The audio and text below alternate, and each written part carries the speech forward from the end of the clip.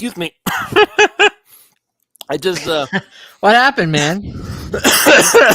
choked on my own. You know what? Anyway. Yeah, that's what happened. Yeah. Welcome everybody to the Pulse of Fins Nation. I am your choking and may need CPR host Louis Sung, and joining me as always is my co-host Ron Caniff. It's always good to have you here, my friend. You were just shocked by the strength here. Yes, exactly. Here, this is Dolphins first half. Yeah, well, maybe you should go in and take Dolphins over for second half. Maybe you should, yeah. Well, maybe you're the key to saving the Miami Dolphins playoff run here. Anyway, we got a lot of stuff to talk about here, ladies and gentlemen. Really glad to have you here with us. I already see Alfredo messing with me because of the title of this show. Oh, because he choked. Good one. Oh, I choked. Oh, okay. I didn't pick that up. Okay. So my father also says hello to everybody. Greetings, Ron. Hello, yeah, I had to go pick Mr. up my cord for my external hard drive. I left it at his place. So I don't know how that happened, but whatever, it's fine. That was riveting information, Louis. Riveting. Thank you very much. Kind of stuff people came here to listen to. We have more riveting information coming up very soon. But first, before we get into all of that, let me just go ahead and mention once again, as always, that our sponsors for this episode and every episode is PrizePicks.com. PrizePicks.com is a revolutionary fantasy platform where you can pick 2, 3, 4, even 5 different people across professional sports leagues. If you want to pick some guys from the World Cup, you can do that. If you want to go ahead and pick some guys from the MLB, from the NBA, from the NFL, you can do that as well. It's totally up to you to decide how you want to play it.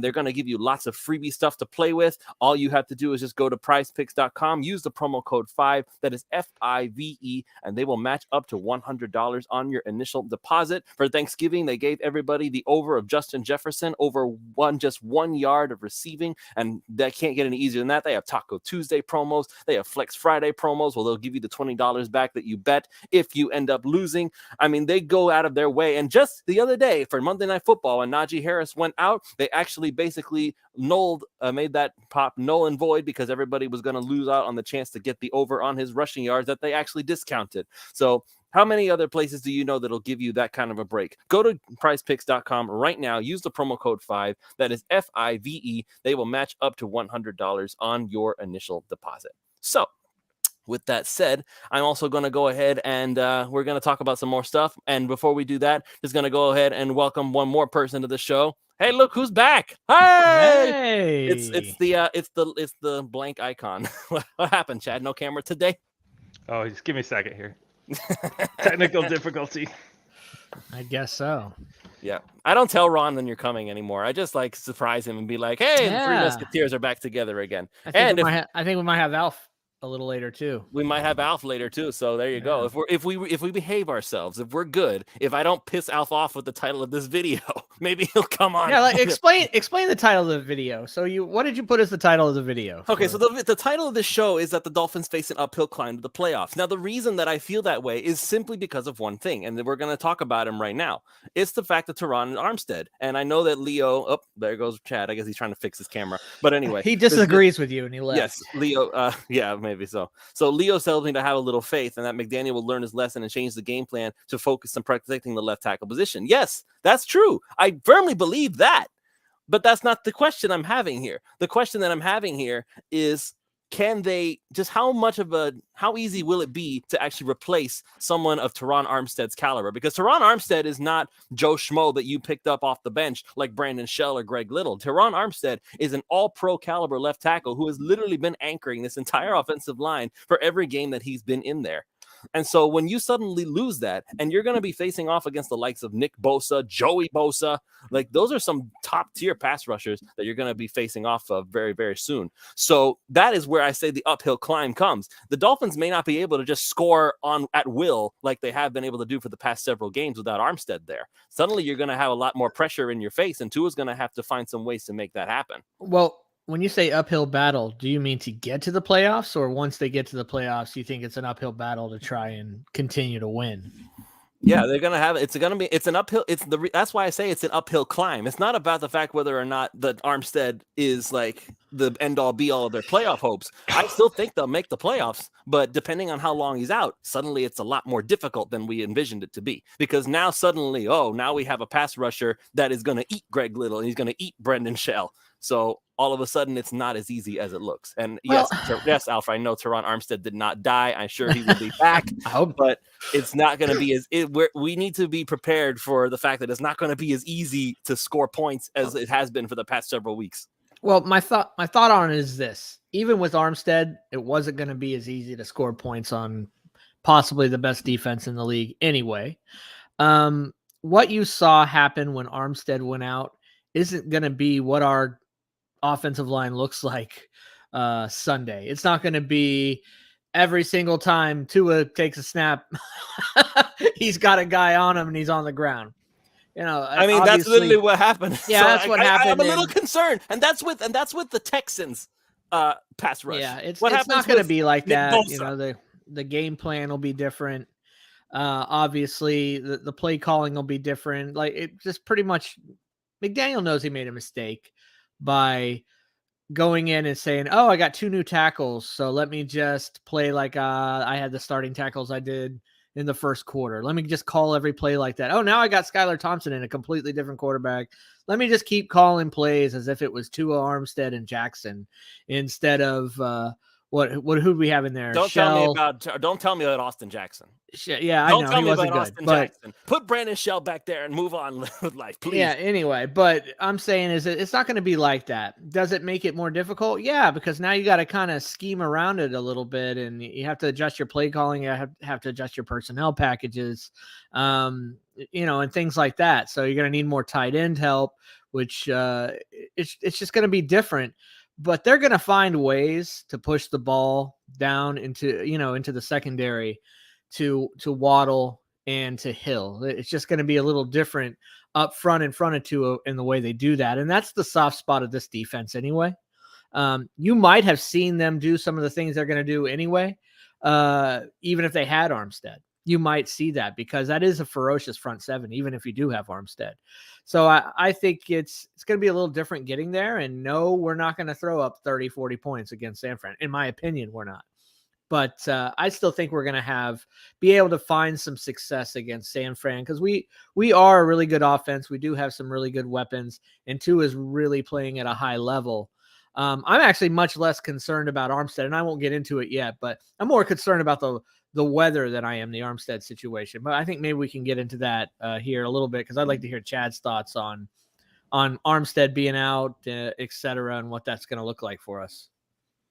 I mean, it's going to definitely have an impact on what the Dolphins are trying to do. I think past the X's and O part, when we get into this part of the schedule, a lot of it's going to be about like how strong the team is mentally. Early on in the season, we held up pretty well. We made that comeback against the Ravens, and we held on in a very tough match against Buffalo. And so these games now we're going to get behind at times. Tua's going to throw an interception. We're going to have some adversity, and we're going to lose a game or two. And it's going to be how does the team hold up? Because right now we've been riding this wave of winning, and we've played a lot of subpar teams. And we got to this part of the schedule after playing through our first 6 games, which were all playoff contending teams. And then we kind of went through that portion of our schedule where it was lesser teams. And now we're back into that part where we're playing playoff contenders again. And so that's going to be my big question is it's been easy sailing. It's easy for everybody to be happy and getting along when you're winning and scoring points. But how are they going to do when it's, we're down 17-14 starting the fourth quarter and those sorts of things? And how does Mike McDaniel handle that from a play calling standpoint? In terms of the 49ers, I think we'll be able, with their running back Mitchell being out, and McCaffrey has already got his knees dinged up a little bit. I think it's going to make it difficult. Miami's already very difficult to run against anyway. Garoppolo's not going to Justin Fields us in this game. And so I think we will match up pretty well with them on the defensive side of the ball. And it's going to be fun to watch on the offensive side because it's strength against strength in that particular game. Terron Armstead tore or partially tore, I should say, pectoral. So I imagine he'll be out 2 to 3 weeks at least, maybe at least 2. I absolutely would not play him in the 49ers game, even if he thinks he can go, because this is a game we don't need to win. I mean, it's everybody wants to win it. I want to win it, of course, but this is about winning the war, not winning battles. And in the playoff picture, the 49ers game isn't going to impact us near as much as that Chargers game the following week. And that's the game we really need to win, because that'll pretty much, in my opinion, eliminate the Chargers from that playoff race. And it will. I think we probably have to go 3-3 to make the playoffs for sure, or we got to go 2-4 and we got to beat the Chargers and we got to beat the Patriots. If we go 2-4, we'll make the playoffs in either one of those scenarios. And so you got to focus on that right now. I know everybody wants the number 1 seed and chasing the division, but to win the Super Bowl, you got to make the playoffs. And so I don't know how aggressive I would be with Terron Armstead against the 49ers. I doubt they play him. I've been hearing rumors, and again, they could be fan rumors. So I'm not saying I'm hearing the team say, because I don't have those kind of sources, but been just hearing murmurs of him like wearing a harness or something to play. I'm like, no, please do not do this. Just sit him. Let's just sit him at least this game, if nothing else. I'll be shocked if he plays it. He was classified as a second-degree tear or second-degree strain, I guess is the term they use. But that means he partially tore his pectoral. They're lucky he didn't fully tear it, because he'd have been out maybe until the playoffs had that happen. But I think he'll probably be back for the Buffalo game, maybe the Chargers game. That's when I would expect him back. And so it's just not worth it playing him in this game, in my opinion. I don't know. I mean, obviously the teams weren't prepared, and once they shifted Shell in at left tackle, the Texans were beating Miami with stunts, and that just tells me that the tackles weren't quite sure who to block on the schemes. They were a little confused, and I fully expect. I really don't know if does anybody know the status of Austin Jackson? Is he out for this game? I don't even. I know hope where he's so. at. I don't. I mean, yeah, I don't know, but here the problem is if Jack. I mean. Shell needs to be right. Somebody just put that. If you could put that last comment back up from, I think it was from Leo who yes. was. Yeah, he's 1,000% right. Shell needs to be the right tackle, regardless. If Austin Jackson's back, I would almost. I know you guys are gonna like slay me for this, but I would almost rather see Austin Jackson try at left tackle. He played left 100%. Tackle before. Okay, so it's not the craziest thing that I'm saying. No, right? he played left tackle before. If you had to choose, we need Shell at right tackle. I think Shell can be okay at right tackle. I'm not sure about Little and how his health is, if he's healthy, because when he was healthy, he played good right tackle, even against Von Miller. Like Von Miller barely sniffed Tua, except for one time he got kind of into his face in the back end zone. I think it was fourth quarter, and that was the only time he even saw Miller even come close to Tua, and that was Little the entire time. So, but again, that was also right tackle. So it's a little tough to know. Right tackles and then one Terron Armstead. But we know, I think we feel pretty certain that Shell is a right tackle, not a left tackle. And in this game, they're going to have to figure out who their left tackle is. I don't believe it's Shell, but I believe he's a player, and I believe we can keep him on the right tackle. So I'm not as worried about Austin Jackson being out for right tackle. But the question is, is he the best left tackle on the team when Armstead is not playing? That's the question that the Dolphins have to figure out, and they only have a few days to figure that out.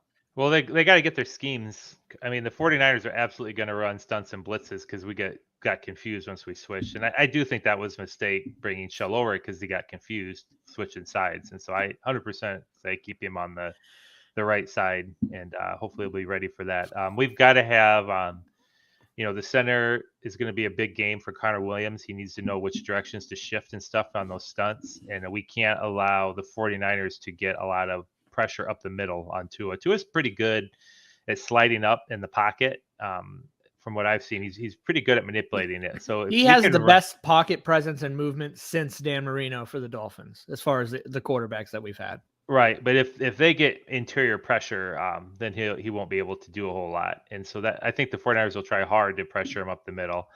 I think the 49ers are also going to let him take some shots. And so we're going to have to hit those vertical shots on the 49ers because I think they're going to focus on staying kind of in the intermediate center of the field to take away a lot of those passes over the middle of the Waddle and Hill. And, like what Pittsburgh did, like second quarter on.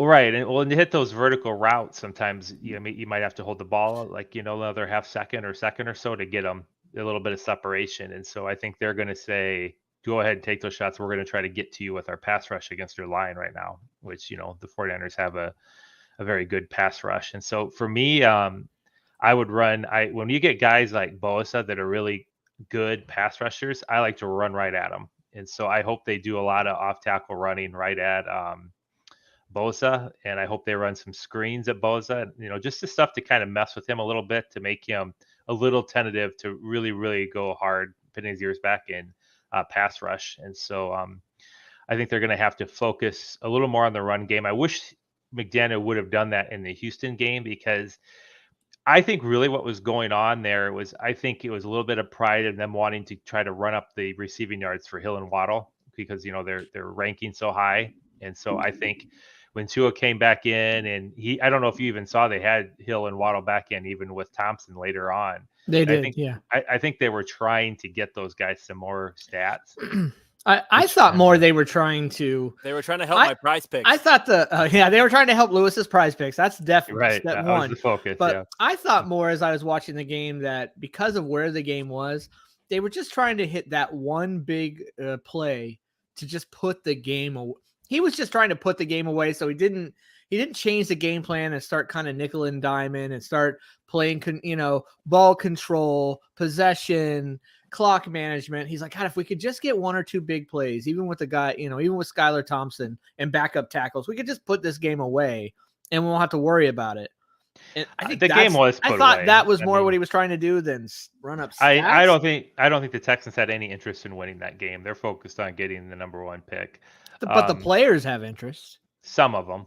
The coach has an interest. Do you think Lovie Smith has been guaranteed next year? Y'all saw Jerry Hughes kick over the Gatorade cooler. I think there's several players on the Houston's making business decisions because they know they're not trying to win, and so they don't want to hurt themselves. But the Texans were ready to lay down that whole game. But to me, we have to be able to run the ball as we get into these harder games. Whether it's if we get a lead late in the fourth quarter, we have to run the clock out. We can't give Justin Herbert the ball back if we're up, 4 points with 3 minutes left. We need to convert first downs, and sometimes you need to be able to run the clock out and run the ball. And that was a really good opportunity for McDaniel to really focus on working on the run game.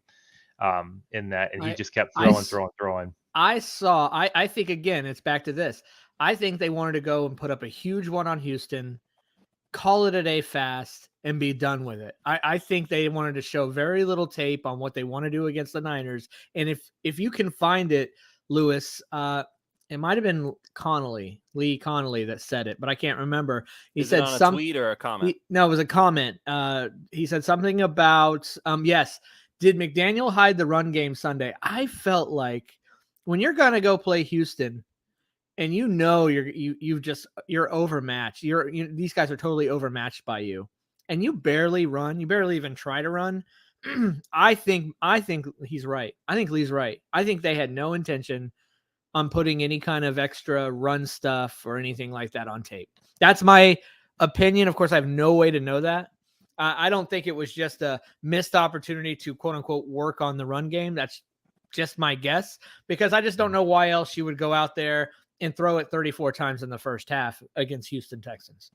Like, I just don't know why else you would do that. I mean, with Tua, you exactly, can. because you can. But if you wanted to quote unquote work on the run game, you would have. I just don't think he had any intention of doing that. I was referring to the second half when they came out up 30-0. I think it's sheer numbers, it's math. If they just run the ball, the Texans had no chance. And he actually was letting the Texans hang around by throwing. I mean, he went like 2 drives, 3 and out later in that fourth quarter where he could have just ran the ball and didn't even matter. Again, I think he was just trying to hit some big plays to put it away. And I think he wanted to stick to his game plan. I don't think he wanted to change to. Oh no, let's control the clock. Let's run. I just don't think he had any intention of doing that. It was a mistake, right, for sure. And it proved out to be a mistake. And you know what? That's awesome to learn a mistake and not lose the game. So that's No, or just to 100% learn from a agree. mistake. That's what he was doing. He was just following the game plan, and we've seen other coaches do the same thing. When Ryan Tannehill hurt his shoulder in that Bengals game when we were up like what, 17 to 3 or Gase something? kept putting him in what we had. Was it Sam Young?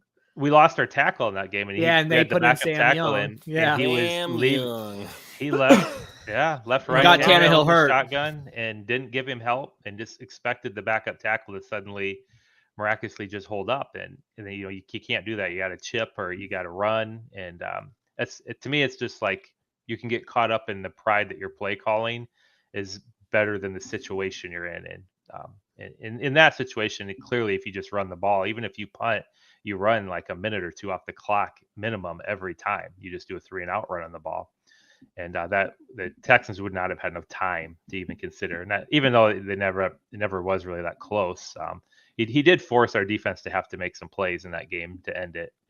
Which I don't convincingly. mind that.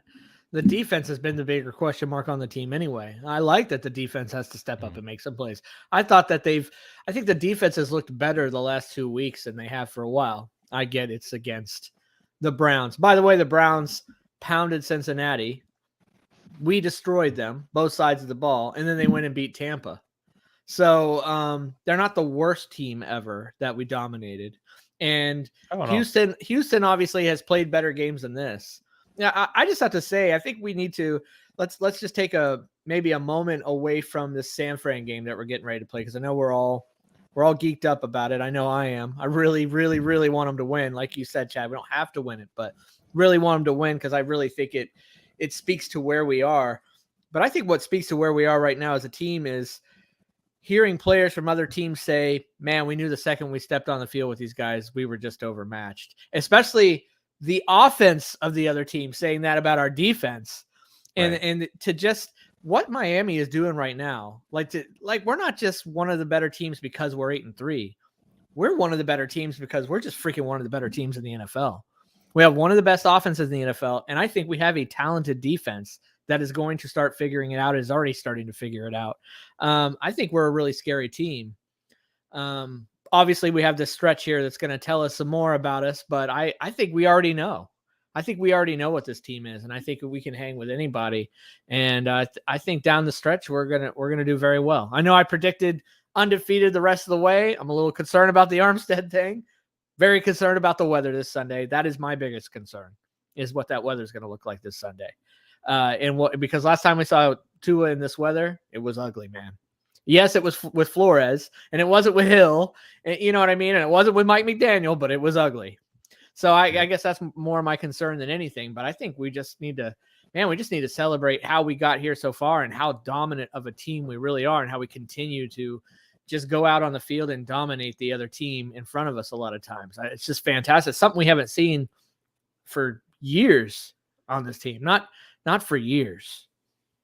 No, you should. I mean, the Texans are the worst team in football, and like I said, I don't think they have that much interest in winning right now. But you should go out and hang 30 points up in the first half on the Texans team if you're a good team. So, like I said though, you are going to see now these are good teams like San Francisco. We might be down 14-0 after the first two possessions in this game. And will Tua freak out? Will Mike McDaniel freak out? We don't need to start throwing like high risk passes or anything like that. You just kind of play your game. Why would they? The lesson has been learned with that, right? Tua, we got down against Baltimore some because Tua was still this was week 2 or 3 that we played Baltimore. It was week 2, right? 2, yeah. And because we played week 3 Buffalo. I mean, we got down partially because Tua still hadn't learned that he just needs to stay with the inside the offense and doesn't need to press. They just needs to stay within the offense and do what he's supposed to do within the offense.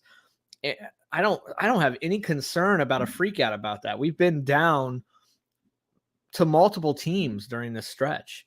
Weren't we down? Wasn't it 14-0 or by 14 points to even the Lions at one point? There was zero panic. Yeah, we were having some Lions issues. There was zero panic on the offensive side of the ball. I mean, I was a little freaked out about what the defense was doing or not doing, but there was zero panic.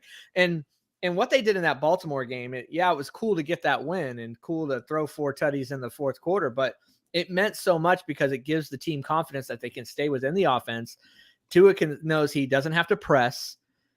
and Right. they can come back when they get down. I think there is zero panic on this team when they get down big, even double digits. I'm not concerned about them panicking, pressing, and making bad decisions. I'm just not worried about that anymore. Tua's decision making since he came back from the injury has been top notch, and it's not just the completions; it's the incompletions too. I just don't think I've seen this guy just throw a ball out of desperation because he was desperate to make a play. He just takes the sack or throws the ball out of bounds, when it's necessary. That's the kind of stuff he was never doing before, even in the first game and a half with McDaniel. So I personally have no concern about that with this team. So yeah, I hope so. Go ahead, Lewis. No, I was going to just go ahead and say I wanted to get into some of the comments that were being made here because I know we've got a lot of stuff to go through. I heard somebody say, "Bro, it's not even going to be cold." Bro, 40 degrees is cold to people who live in Miami. Yeah, 40 degrees is cold for me, man. I'm frozen. And it's going to be rainy too. It's going to be almost really the exact I thought it was type in the 50s. Like Chad doesn't care about 40 degrees. I care about 40 degrees. But it's going to be a little bit warmer, but a lot of the same weather that we saw in Tennessee, it seems like. Okay, yeah, 50 degrees. That is not what the forecast is. That is incorrect, Leo. I saw what Leo saw, actually. I don't know about sunny, I don't know where you get your... I did see the forecast was in the 50s, but I don't know about you know where you get your weather from, man. Yeah, I'm concerned about this weather. Okay, yeah. In the high 50s, you weaklings. That's sweater weather for me. Listen, I'm freezing in 50-degree weather. Yeah, that's sweater. Chad lives in Iowa. He's used to this. I'm not. I'm not too worried about it being too cold for him right now. So I have this bomb ass Dolphins jacket that I bought in Vegas in 1996 that I get to wear like once a year in Florida. It's so heavy. It's like 5 pounds. It's so nice though. Like I'm not gonna lie. And this is 1996. I paid $500 for this jacket. And even the patches are like leather. I'll go grab it in a second here. So to account for inflation, it's like what, $4,000? Yeah. Oh, well, to account for current inflation, yeah, it's like the price of a car. All right. So let's get into some of the comments. And as always, with the Pulse of Fins Nation, we always make sure that we highlight the previous videos' YouTube comments because it helps us out with the algorithm. When you guys leave a comment down in the comment box below, make sure you leave a like as well. Also subscribe if you're feeling generous. So one of the first comments here, and I'm just going to, Chad has no context for this whatsoever, but I'm going to go ahead and throw it out anyway. GIF is pronounced like gift. It's not spelled gift. Do you remember what we're talking about here, Ron? Yes, this is what I said. It's GIF because it's not GIF. It's GIF. It's G stands for graphics. Therefore, it's pronounced GIF. And I don't even care if the person who invented it says it's GIF. He's wrong. It's GIF because the G stands for graphics. Oh, really? Well, as it turns out, from Jam442, fun fact, created the GIF file type Stephen Wilhite, pronounced it with a soft G. It was a play on of the GIF peanut butter brand. Yeah, like I just said. I don't care. So you're saying the creator of the creator of the GIF is wrong, is what you're telling me. He is. Chad, break the tie. He is for graphics. I personally just like PNG myself, so I just he breaks the tie with PNG. Weak. This is welcome to our tech talk. Dolphins tech talk. Yeah. All righty. Now for an actual football-based comment here. This one comes from Dave Killingsworth. Really appreciate the hard work you all do. Hope we can get comfortable as fans to just enjoy winning and quit worrying about the crap talkers of Tua and just be smug in our victories. Yeah, that's where I am. I'm done with receipts. If Alfredo comes into the show later, he's very much not going to be done. Oh, no, he's not done with receipts. He hasn't even started on receipts. And that's fine, whatever. I guess I'll let other people do receipts. I'll just enjoy the wins and enjoy being a good team. Matthias, pretty neutral guy, aka Chad's always been the voice of reason between the three of us. Funny. That's always been the case. Nice. Chad is both of our dads. He's like, listen, you two need to calm down, go in the corner, have a timeout, time to relax. Well, I mean, I didn't know we were talking about file format, so I guess we can. Yeah. Nice. Always appreciate your calming presence, Chad. All right, let's see. Let's some actual comments here. So this is one of the first ones I wanted to highlight. This is from Jared Shane. Oops. This one says Bosa against any offensive line can be scary to a degree, but then put him up against a backup offensive line. Yikes. However, that can be game planned for. So Chad basically laid it all out for us, though, right? How he would basically try to fight off against the fact that the offensive line is dealing with a bunch of backups in at the tackle spots. Now, here's the thing that I would like to highlight, and it's something that I talked about briefly in the post-game show on Sunday, is that it seems to me that when it comes to Mike McDaniel, we've always complained about coaches making a scheme and then trying to find players or force players to fit that scheme. Mike McDaniel does the opposite. He does what we've always wanted our coaches to do. He makes a scheme based off of the players that he has. Here's the problem. It seems that Mike McDaniel seems to take that to an extreme degree. He makes a scheme designed specifically for the players that he has starting. So that means when a player who is starting goes out, suddenly that scheme doesn't work and he doesn't have a backup plan because he put all his eggs into that first basket. He'll get better with that, though, because as he gets more experience doing this and gets more experience in those situations, he'll realize, and he'll get to know his players better as well and those backups, and realize, okay, I got to do A, B, C, because I remember before I tried to do D, E, F, and it blew up in my face. So time to call it like this, time to pull out these plays. Yeah, the thing is, you only have so many plays that you have for a game, 50 to 70 plays or so that you have for a game. So then it's a little tough to then go pull out of this basket of other plays that you didn't plan for the game. So that's where it gets a little tough for anybody when all of a sudden you've got to scheme around backups in certain situations. I mean, I don't know how you feel about it, Chad. Well, I think I look at the plays in two levels. You've got your installs that they do during the week, and a lot of times the first couple drives are almost scripted. And then you have your base plays that they've installed way back when training camp started. And I think depending on who's injured and what positions and stuff, sometimes you just have to go back to calling more of your base plays instead of a lot of the install plays, just because, say it's your quarterback, the backup may not have the reps or the experience or the timing. And, when I started learning golf when I was in college, that's when I first started golfing. A guy that was teaching me golf, I had asked him, like, what shot would you do here? And his advice to me when you're playing, like in a game, is you go with what you have. And so whether that's somebody's hurt or whether you get in adverse conditions, your playbook's what you're capable of executing. And so I think that's where Mike McDaniel might have gotten a little bit in trouble with being young, is, look, your tackle's out. You've just shifted a tackle over there that's not as familiar with playing on the left side. He hasn't been taking reps on the left side. You might want to simplify it down and just run some base plays. It's easy to do that when you're up 30. So that's kind of what I do if you're dealing with a change in the middle of the game. Going into the game, I would hope they have, the linemen where they're going to play, and they've been scripting plays and repping those plays. And so I would hope they have, those 50 plays or so run down really well and are able to execute them. And ever since Liam Eichenberg got hurt, the line's been pretty decent about not getting penalties. Like, Liam Eichenberg was always a penalty machine. He would drive me nuts, whether he'd be downfield when he shouldn't, or he'd be called for a hold or a false start. And since he's been out, there haven't been a lot of penalties going on our offensive line. You're going to probably get some holds this week. I'm not going to lie. I honestly forgot Liam Eichenberg was even on the roster. I was actually just thinking about him today, because I was thinking about, I haven't really noticed much about the left guard position. Like, I haven't noticed it getting blown up. I haven't noticed any penalties. I thought that in my head a lot, and I thought, I haven't really just even noticed that position. Hasn't really stuck out to me, and I was like, oh yeah, Liam Eichenberg's not there anymore. Yeah, I don't know the responsibilities, but they did get beat. That's why Tua was getting hit. A couple of those were stunts that the 49ers did, and stunts where your D end and your D tackle goes outside and your D end cuts inside, and you're doing it to try to confuse the line on who they're supposed to block. And there was one of those where Tua, I think the last sack he took, that guy just got a free run in there because the assignment got blown. So I don't know if that wasn't the pretzel sack, right? That was the no, that was in the second half. That was the headbanger. Yeah.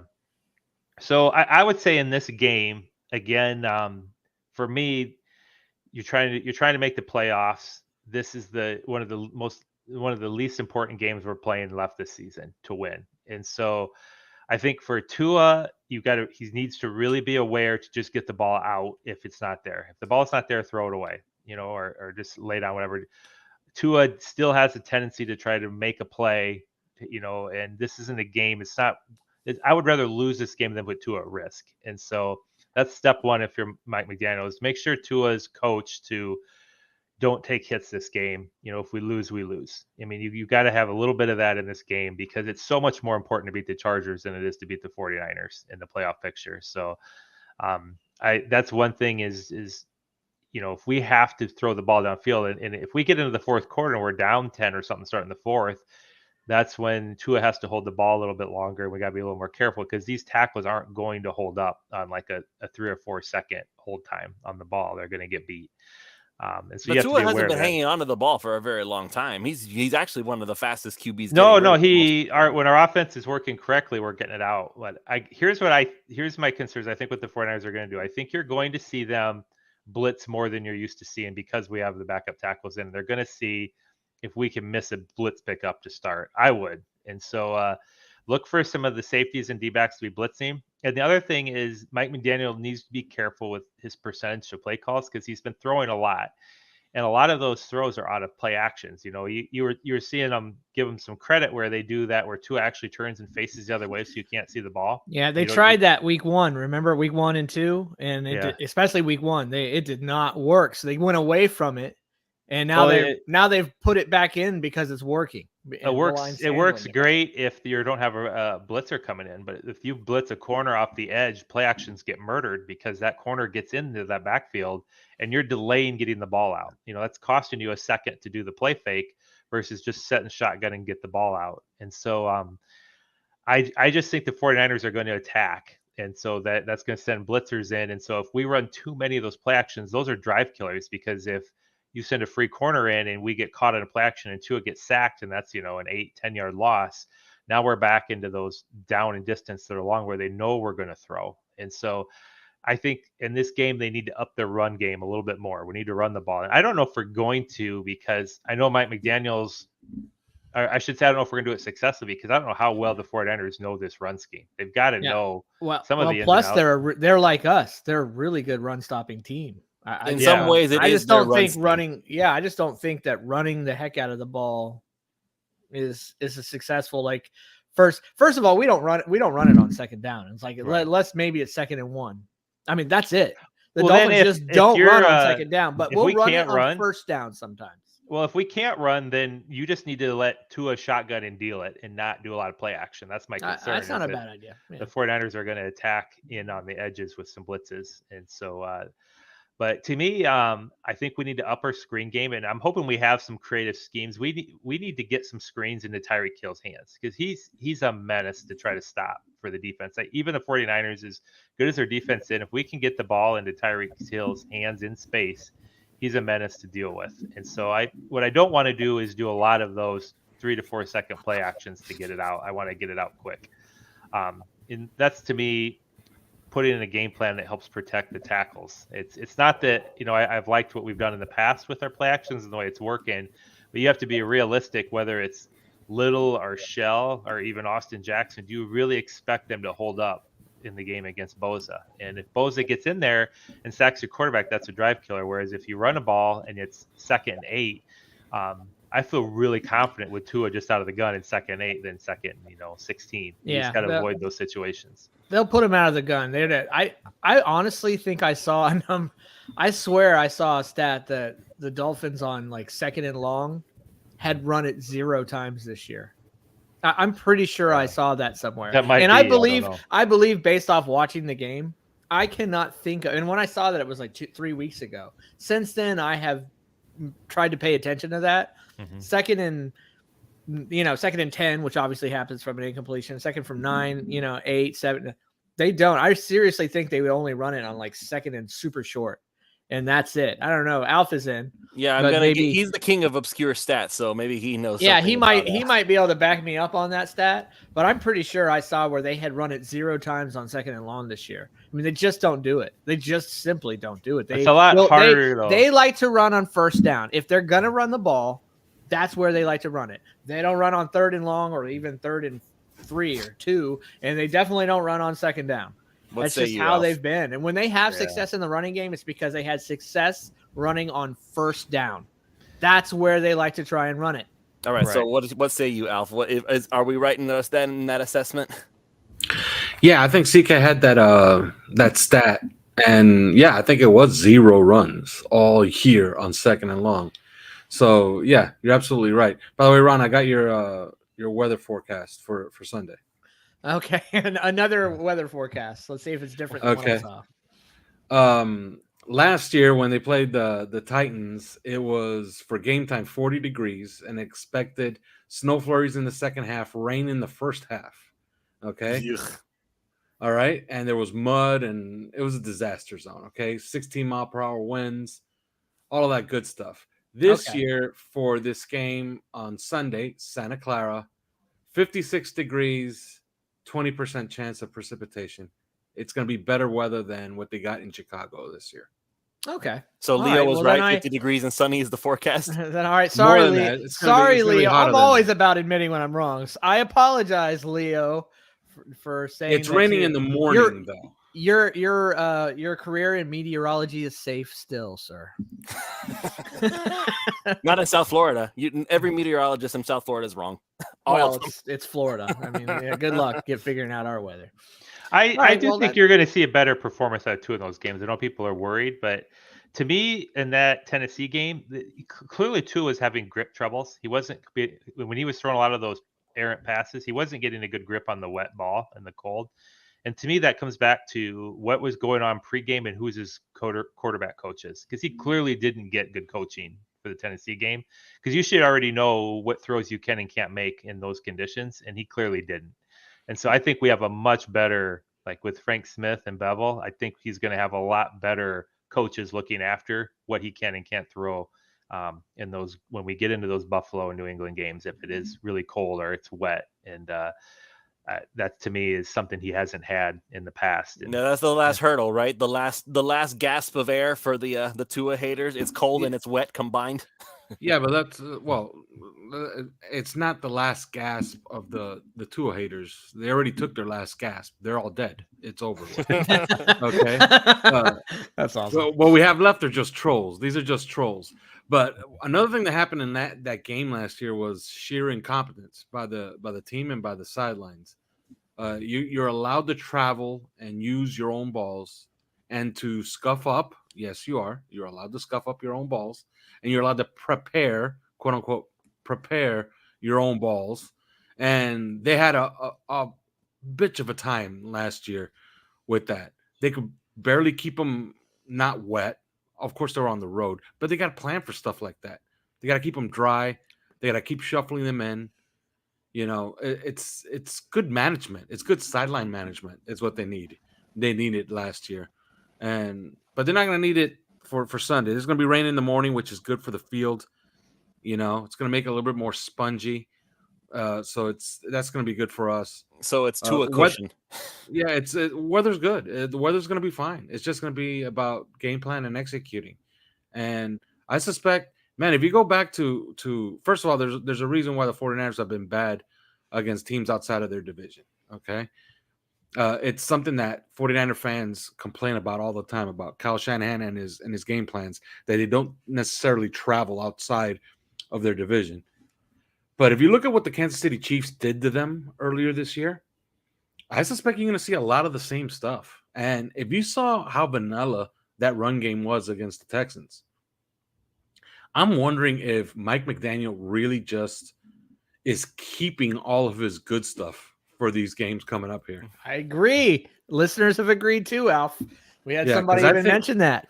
I think he's going to hit the 49ers with the kitchen sink on Sunday. And if back to that Kansas City game, look at what Kansas City did to the 49ers. They rendered that pass rush completely irrelevant. And the Dolphins are very capable of doing the exact same thing and maybe getting better results because their guys can run after the catch a lot better than the Chiefs guys can. So I'd be interested to see how they come out in this game. I'm more worried about the defense than the offense. I think the offense is going to be fine even without Terron Armstead. So this is something we're going to talk about as well. First, I want to get in another tweet here. This is from our good friend EJ, Eldon Jensen. I'm actually hoping that McDaniel spent a ton of time working on the San Francisco game during the bye and sort of overlooked Houston. We still did fine in the first half, even while shaking off the rust, but San Francisco is a huge game for McDaniel. I know he'll be ready. Okay, so that's an interesting one. You guys have mentioned that, Chad, you've the one who mentioned this game isn't necessarily a big deal for the Dolphins, but it's kind of a big deal for McDaniel, no?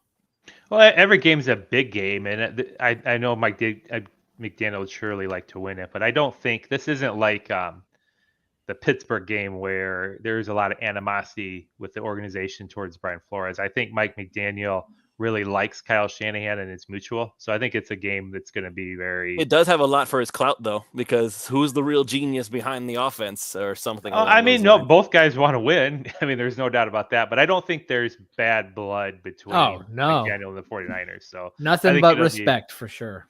Back and forth. So this is a game as fans just enjoy watching. It's two good teams that are playing each other. And so,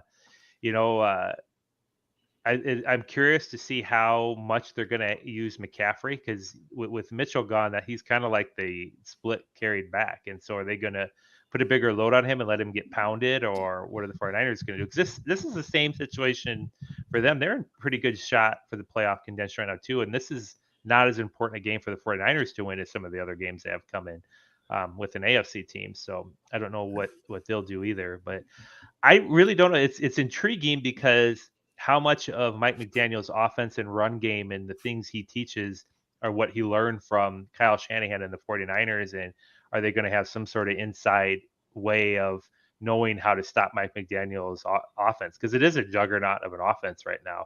And it's not just Tua, and it's the way. I mean, some of these throws that Tua makes, my God, these receivers are open.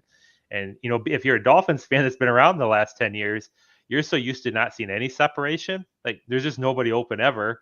And McDaniel's been scheming people wide open a lot. And so will the 49ers kind of have an answer for how to stop that, or will they just keep on rolling in a game like this?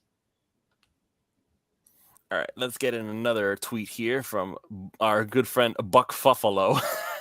That's the closest. Say that carefully, Lewis. Yeah, I know. I've had moments where I say it a little bit wrong.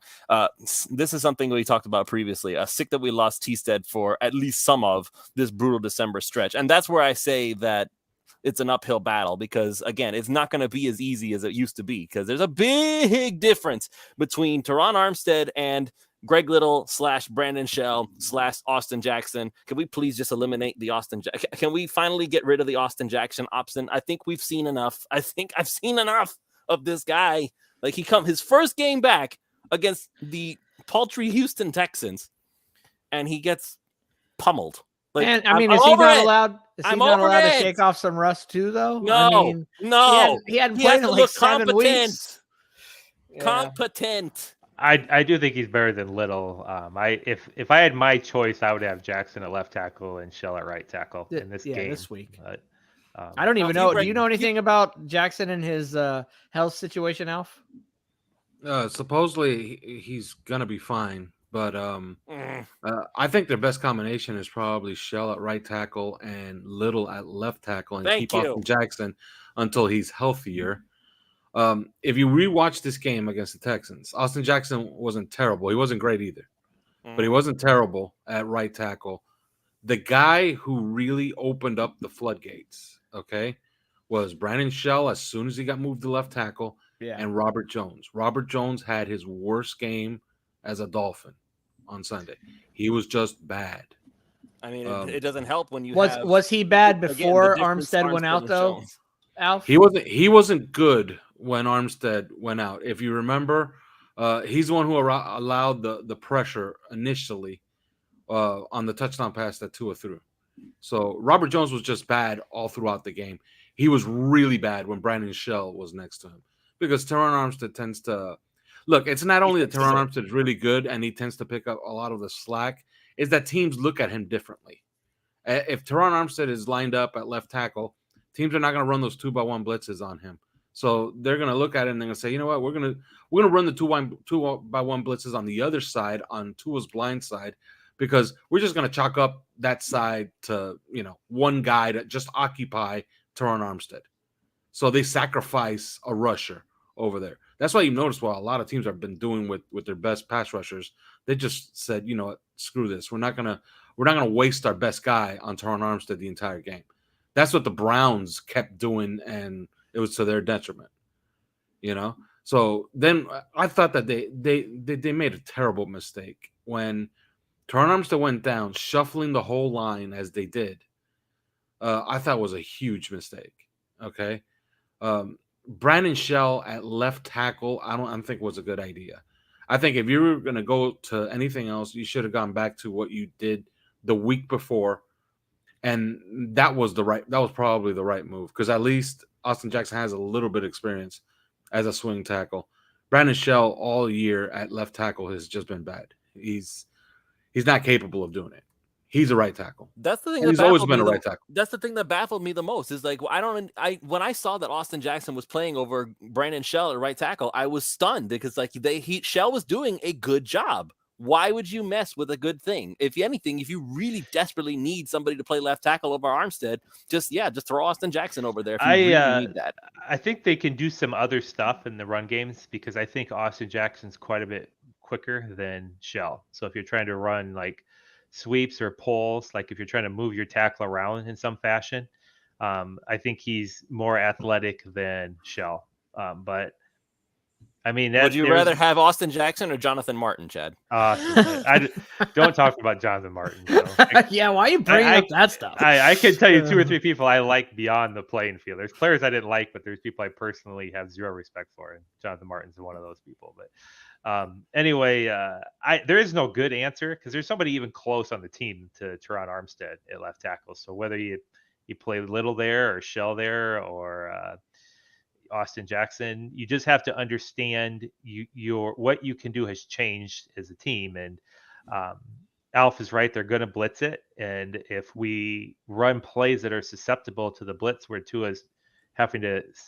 pause to do play actions and stuff like that, I think that could be to our detriment. And so I think for Mike McDaniel, I'm hoping as a first year coach, he just realizes that Bosa is going to beat your left tackle multiple times during the game. And you can't let that dictate the outcome of the game. You can cause a fumble, you can get to a hurt, you can set up second, third and longs. Bosa will ruin your game if you let him. And you just don't. You either bring your fullback over or tight end over and you chip him, or you run at him, or you screen at him. But you can't ignore that he's going to beat whoever we put in there at left tackle. I'll say this: the worst thing that you could ever do, especially when you have this type of system that Mike McDaniel has built, because other teams just are not capable of doing what the Dolphins are capable of doing. The worst thing you can do is start devoting a lot of resources to blocking Nick Bosa. The best thing you could do is not block Nick Bosa. And when people, and I know somebody's listening to me saying, wait a minute, you're not going to block him? Yeah, we're not going to block him. You screen his side, you toss his side, you cross block his side, you put him in space, you make him make decisions in space, you make him run long distances, you tire him out. By the fourth quarter, he's not going to be able to pass rush against anybody. Okay, he's going to be way too active chasing the play. So, a lot of teams have done that. There were some brilliant game plans earlier this year. Micah Parsons was destroying the league, and they played the Eagles. Of course, the Cowboys had an excuse. They had Cooper Rush as the quarterback, but they made a comeback in that game. The Eagles had a very, very smart game plan for Micah Parsons. They decided not to block him at all. They just let him run free and have him make decisions between chasing the quarterback or chasing the play. And he spent the first 3 quarters of the game running around in circles, chasing running backs and chasing quarterbacks and chasing screen passes. So, they're going to have plenty to say about Nick Bosa in this game. But devoting a lot of resources, that's not something I would like to see them do. And I doubt that they do that. I don't think you game plan using resources, but you have to understand if you're in a 3rd and 15, for example, that he's going to beat your tackle rushing the passer. And so if you don't leave anybody in there and you leave whoever we have, Little or Shell at left tackle on an island against Bosa, Tua is going to get hit by Bosa. You have to understand that. And if you think that tackle is going to miraculously hold him out on a third long and you're going to try to hold the ball and push it downfield longer, it's not going to happen. 100% agree on first and second down. Run plays that make him irrelevant, impact the game. I really like running at him, go right at him. And because I think, Shell might be able to push Bosa, but Bosa isn't this big dime. He's not Myles Garrett in there. Run right at him and make him tackle running backs, make him make plays. We're really good at running around the outside, use our speed, get the ball to Tyreek Hill, let Tyreek Hill at running back, make those guys run 100% like that. But I don't want to let pride in thinking that it's our play calls and let Tua have to hold the ball longer and expect our tackle man to man, one on his own, hold Bosa out, because you just have to understand he's going to beat your tackle into the backfield if you hold the ball back there. If that makes sense. I mean, I personally think at this point, like the best thing to do is just have your speed out there, which actually brings up an interesting point. Somebody has, and I believe that there's a tweet here from somebody, from Daytime Dan. First of all, he says he's glad we won. Then we're concerned about the offensive line against the best defense in the NFL next week. I don't know if everybody agrees with that assessment. Some would probably say the Cowboys probably are up there, but he's hoping to at least get Raheem Mostert back, and hopefully the run game can take some of the pressure off. So that was also part of the situation, because again, you all know me. I'm a Raheem Mostert stan through and through. I personally I know everybody knows how I feel about Raheem Mostert, and he kind of got a raw deal when Jeff Wilson walked in the door and said, "This is my job now," and whatever. That's fine. But if you're going to ask me who would I rather have as a backup, Raheem Mostert or Myles Gaskin, who, again, he runs hard. I'll give him credit for never giving up. But he runs hard, he falls harder. Exactly. He doesn't really do much. I think Mostert's going to be ready, isn't he? Is he hurt that bad? I think he could have. I mean, he was bad enough that he was doubtful for the Texans game. Well, why are you playing against the Texans? What do we know, Alf? Resident insider, sir. Yeah, he's playing. Okay, so there you go. And if you guys would know that if you were Lewis's dream remains alive. Listen, I'm never picking Raheem Mostert for Prize Picks ever again. Just tell me you don't have a Mostert poster like on the ceiling above your bed. That's all we want to know. There's nothing above my bed except more white wall. Remember, this is my little prison. That's right. The other thing I like about the run game is both those guys have chips on their shoulder right now, Mostert and Wilson, against the 49ers. And the 49ers are out there for some reason, like talking smack. I have Mostert made the comment. Mostert made a comment they took in context, but look, Wilson basically just got tossed, for Christian McCaffrey, and he's got to want to make them pay a little bit on that trade. That he lost his job basically, and honestly, I think as it gets in time of year, you could argue. Granted, Christian McCaffrey gives you a wide range of plays you can run. But if you want to just run the ball, old school, off tackle, Wilson to me is a more viable player than McCaffrey anyway. And so this is a good chance for the Dolphins to prove that their run game is for real, and it's not just something that plays off their pass and that's it. They lost a massive dimension as soon as Elijah Mitchell got injured again. Yeah, exactly. Yeah. That's why I don't think they traded their next best option away. Yeah. I'm sure they're regretting that right now. Like right now, they're a team that is sitting there and might have to go out in the waiver wire to replace Elijah Mitchell because they're an incomplete team. I wouldn't surprise me one bit if they made a move toward the end of this week. I think Tevin Coleman might be out there available, and he's kind of a fit for what they want to do. I don't think they can get him ready though at this point. They can bring him in for the season, but in terms of the Dolphins game, he'd be limited on knowing the playbook. But I agree. I'm like, are you really worried that San Francisco's going to power run the football now with Mitchell out? I don't know that they can, and I don't know that they feel confident wanting to pound McCaffrey up the middle. I mean, do you really want McCaffrey getting slammed by Raekwon Davis and Christian Wilkins? I mean, he's not a big guy, and they need him healthy to make a playoff run. And so I don't know if they want to run him up the middle either. And so maybe from a scheming standpoint, Miami can, focus a little bit of effort of their linebackers away from defending the interior run. I'll say this. If you follow 49er fans online and on their YouTube shows, they absolutely hate their right tackle, McGlinchey. Oh, really? And I don't yeah, know. and I started watching some of his game against the Saints. Like if he's that, and I've heard rumors that he's actually been pretty terrible for a while now there. If he's that, then our pass rush should eat against them because, well, you saw what happened last week. He took a pounding. Jimmy Garoppolo took a pounding against the Saints last week.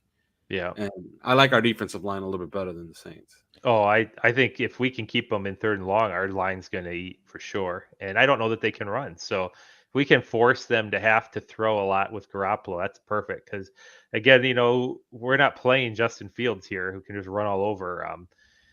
Chubb and Phillips both are just going to run Garoppolo down immediately. Like, he's not going to outrun those guys, and he will be taking hits. Phillips looked like he was a cornerback almost out there. He was so Phillips fast. was all over. He actually, for me, he looked more like, he almost reminded me of a middle linebacker. That man was all over the field, in on every play. I guarantee whether he's it was faster 10 than yards our down the middle field linebacker. and the back Yeah, he's field, faster. He's everywhere. definitely faster than a Landon Roberts. He is. Man, yeah, he is. He was all over the place. It was awesome. But somebody had asked earlier, hey, what's our game plan to stop San Fran's offense? For me, it's 3 keys.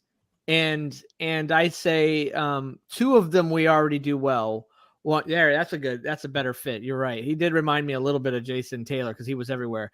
2 of these 3 things we already do well. One of them I don't know that we do well. Number 1, I think we need to get pressure on Jimmy. Like I don't think Jimmy G handles pressure as well as Tua per se. Yeah, and Kittle might eat. We have some 49ers he fans might in eat. here, You know so. what? He might eat some, but I think we'll be okay.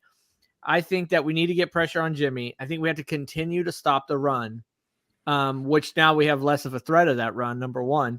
And we've just done a great job at stopping the run against running backs. But the biggest thing for me when we're facing the number 1 yak team in the NFL, tackle, tackle, tackle, tackle.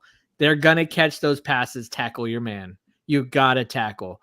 If they keep breaking tackle and you keep missing tackle, that's when they're going to kill us if we miss tackles on that side of the ball. So those are my 3 keys, if you will. Not that we do keys to the game, but my 3 keys for our defense is pressure on Jimmy, continue to stop the run, and tackle your man when he catches the ball because they want to yak you, and that's the best way to stop it. And that's the thing I'm most worried about because we haven't been a best tackling team, even when our defense has been good, right?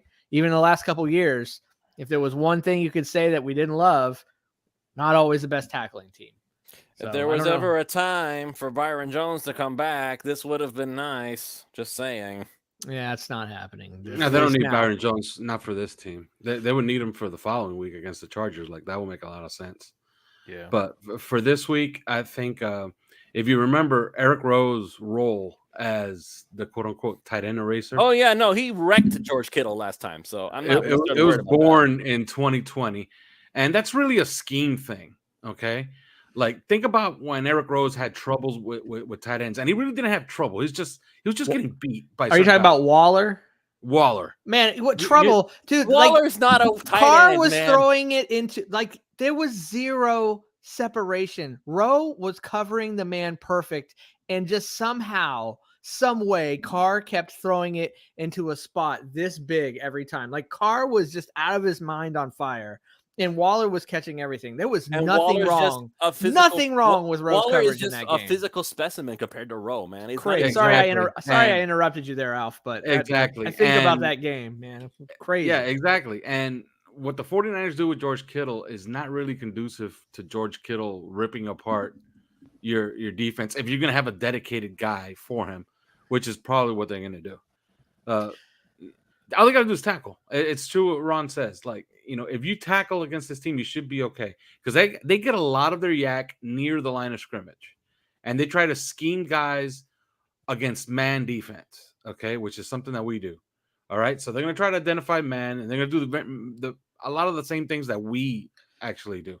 They're going to put guys in motion, and then they're trying to identify simple design passes to try to get Debo running against your secondary, okay? All you got to do is just recognize those things. and, get guys into lanes. Put your hands up. Steelers going to be important in this game. Christian Wilkins going to be extremely important in this game.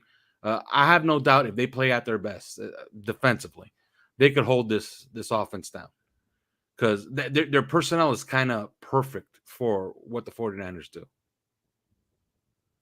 So we're not buying this whole Jimmy Garoppolo is God thing here. Because remember, we have 49ers fans in the chat. So Jimmy, yeah. I mean, Jimmy's not Tua. Sorry, Cat. Jimmy's not Jimmy. He runs that offense pretty good, definitely, and he has his moments. But it's actually funny because Emmanuel Acho, remember, our number one Tua fan, Emmanuel Acho, also pointed out that Kyle Shanahan without Jimmy Garoppolo has kind of been a low-key disaster in his career. Yeah, true. But I mean, because Jimmy's still the best quarterback he's ever had. Here's a question for Al, for Chad, or whoever wants to answer it. I have a concern, and I know they're not going to do this all the time, but when they put McCaffrey out wide, they just literally line him up, take him out of the backfield, line him up out wide.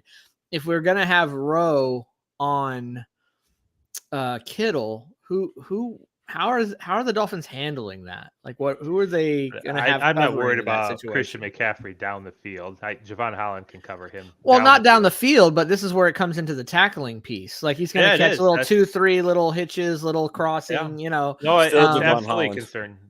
That's good. I think it's going to be a bigger loss with Mitchell than people realize. I just don't know that the 49ers are going to come in and pound the football.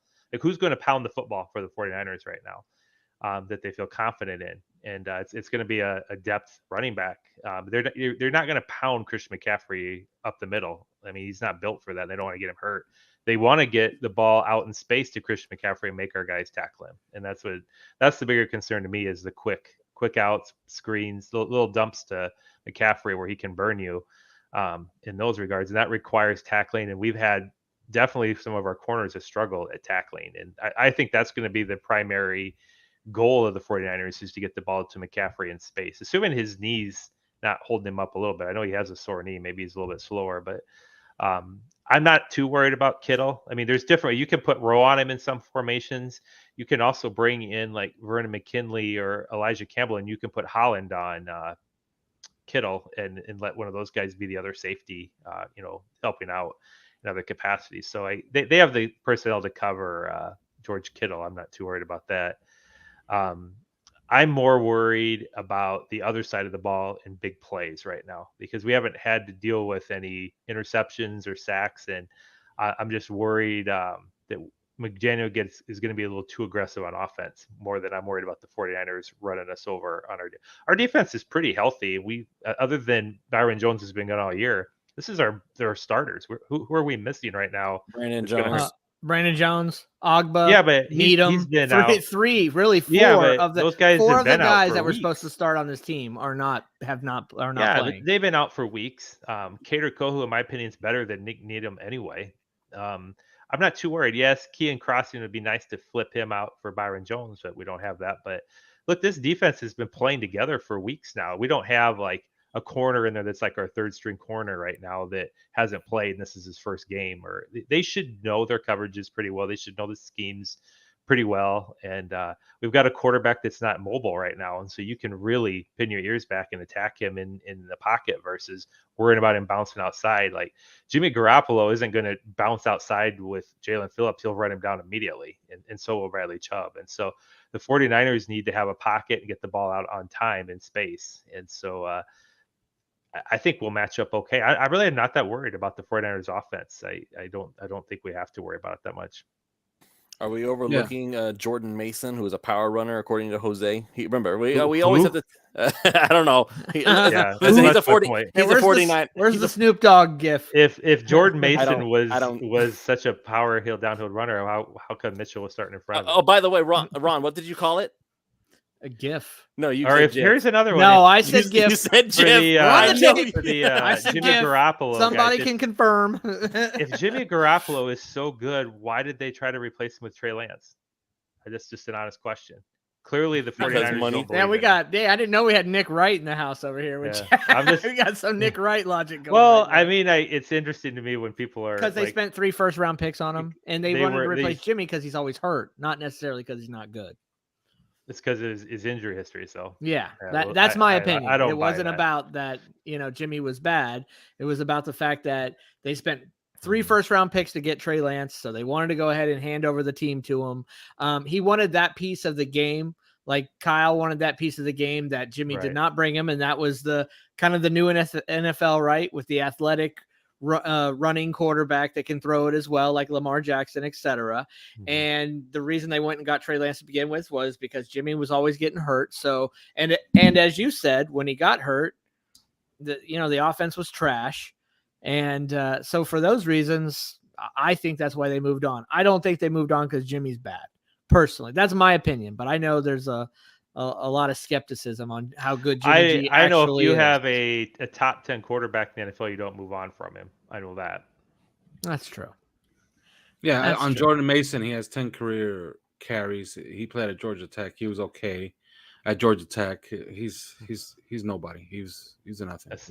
That's my point. This is a guy. This is the equivalent to some hardcore Dolphins fan popping on a Niners show and saying, Ahmed is going to run all over you guys. Watch. Patrick Laird is going to crush you guys. Yeah, we get it. We get it. You're excited about all the players on your team. They do. I mean, you have to worry about Trent Williams. He's the best tackle in football. And so you have to deal with that. You have to, I'll give Armstead some love. Come on. I like Armstead, but he's not Trent Williams. But and you have to obviously worry about their skill players. They've got good skill players. Yeah. And so, yeah. But they've lost their power running game to me. From a back that's really dangerous. They're still going to be able to run the ball though. You're talking about being purely a running back and not so much like a hybrid player.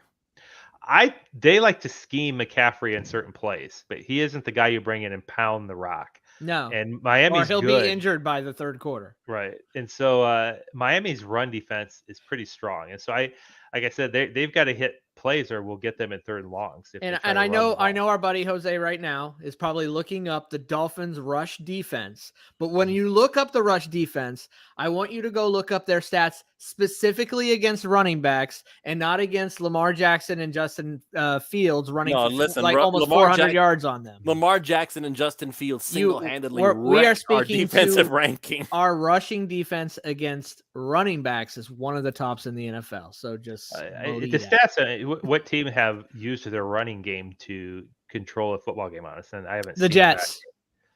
Well, the Jets were the only team that it was one quarter in the first game against New England, and then we shut that down right after that, after one quarter. And the Jets, we just did not have an answer. We could not stop them. The whole team was fried.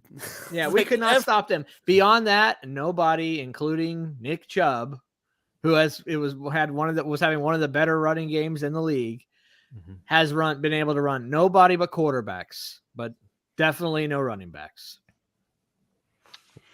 Yeah, I think the stat is they're allowing 54 yards a game to lead running backs this season. Ooh, stuffed.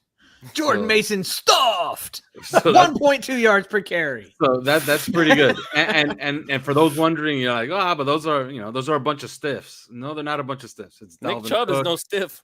Yeah, it's Nick Chubb, it's Dalvin Cook, it's Joe Mixon. It's even Breece Hall. That's the only guy who had 100 yards against us, but he's I don't even count that Jets game never happened. It didn't. It does not. Well, exist. we can't say it didn't happen, Lewis, because it did happen. We forfeited that game. We gave up, and we said we're going home because the spotters were going to take out our whole team if we didn't. All I know is Teddy Bridgewater did not wobble. That's the only thing I remember from that game. Yeah, did he everything wobble? Else was a blur. No, Teddy, there was some. There was no wobble. Yeah. Anyway. I mean, yeah. That's not relitigating that crap. It took me like 5 weeks to get over it. That's part of why I say that game didn't happen. They basically said, no, you Dolphins are losing this game. We're going to make sure of it. We're punishing you. Anywho, let's see what else we've got here. We got another one from Alpha Green Supreme Team. And believe it or not, that is not a Jets username, although it sounds like it. Concerned with our O-line play with Armstead out. We have all seen the difference when he's playing versus when he's not. It's a huge game for sure. Okay, yeah. So basically back to the offensive line. That's what the thoughts have been for the Pulse of Fins Nation this entire week is just, it's great that the Dolphins beat the Texans, but that offensive line is now a massive concern. But here's the thing. Let's look at this in Vegas point of view, right? Let's look at this. Okay, let's look at this from a Prize Picks point of view, or Prize Picks, or whatever, like from a statistical always go back to data Prize Picks, Ron, point or of better, view. or what is it? What's the other one, Alf? Better's Edge. Better's Edge, whatever you want to use, whatever you want to say. I know that everybody wants to say that this guy's going to be out and that guy's going to be out, so we're going to get crushed. Beyond quarterbacks, right, in the league over the past 10 or 20 years, beyond quarterbacks, there has been one guy in the entire NFL that when they were out was even worth one whole point. That's it. And that was non-quarterback. And that was Tyreek Hill.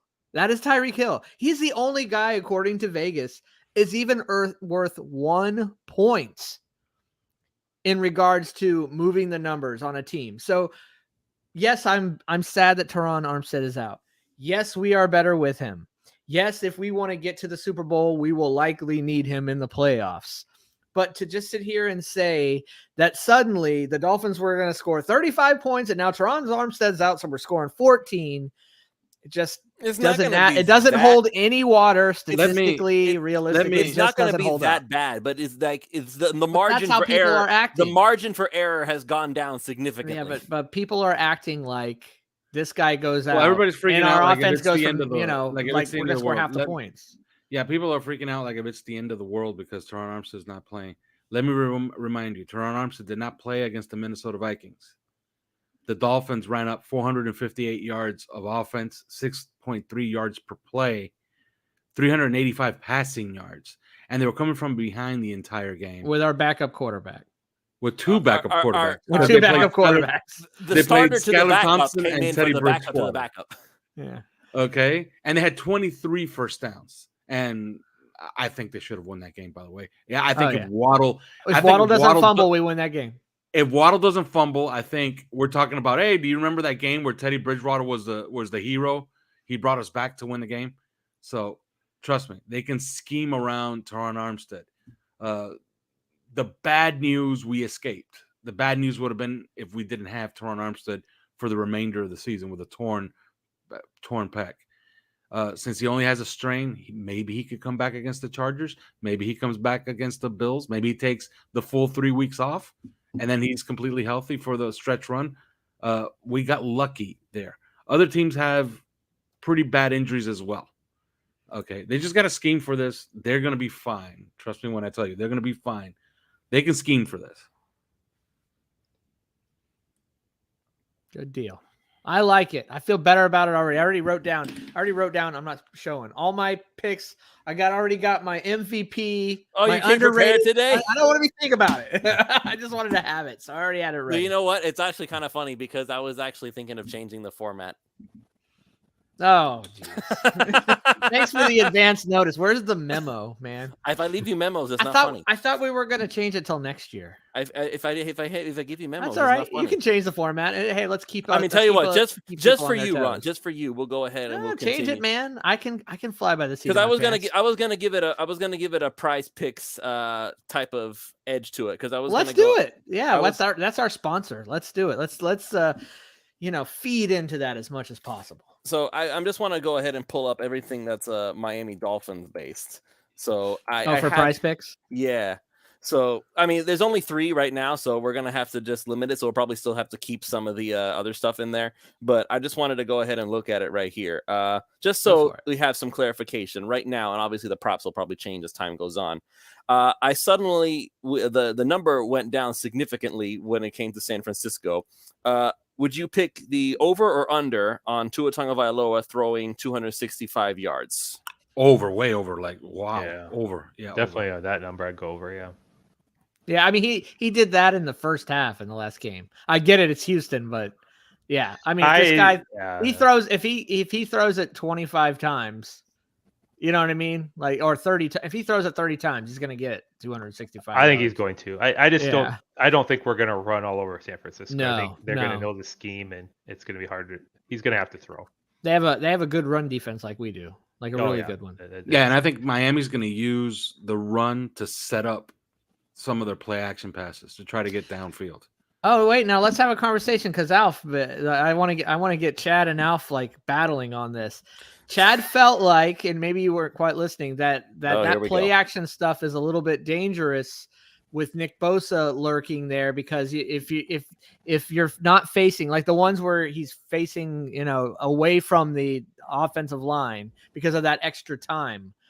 Did I describe that correctly, No, Chad? I'm Your thoughts not on as it? worried about Bosa in the play action game. What I'm worried about is that the 49ers are going to notice McDaniel's tendency to use it a lot in the pass, and he needs to run the ball more frequently. Otherwise, they're going to be. I think because we don't have Terron Armstead in the game, that's going to make them feel more confident to blitz corners and stuff like that. And a corner blitz absolutely murders that play action that they like to run.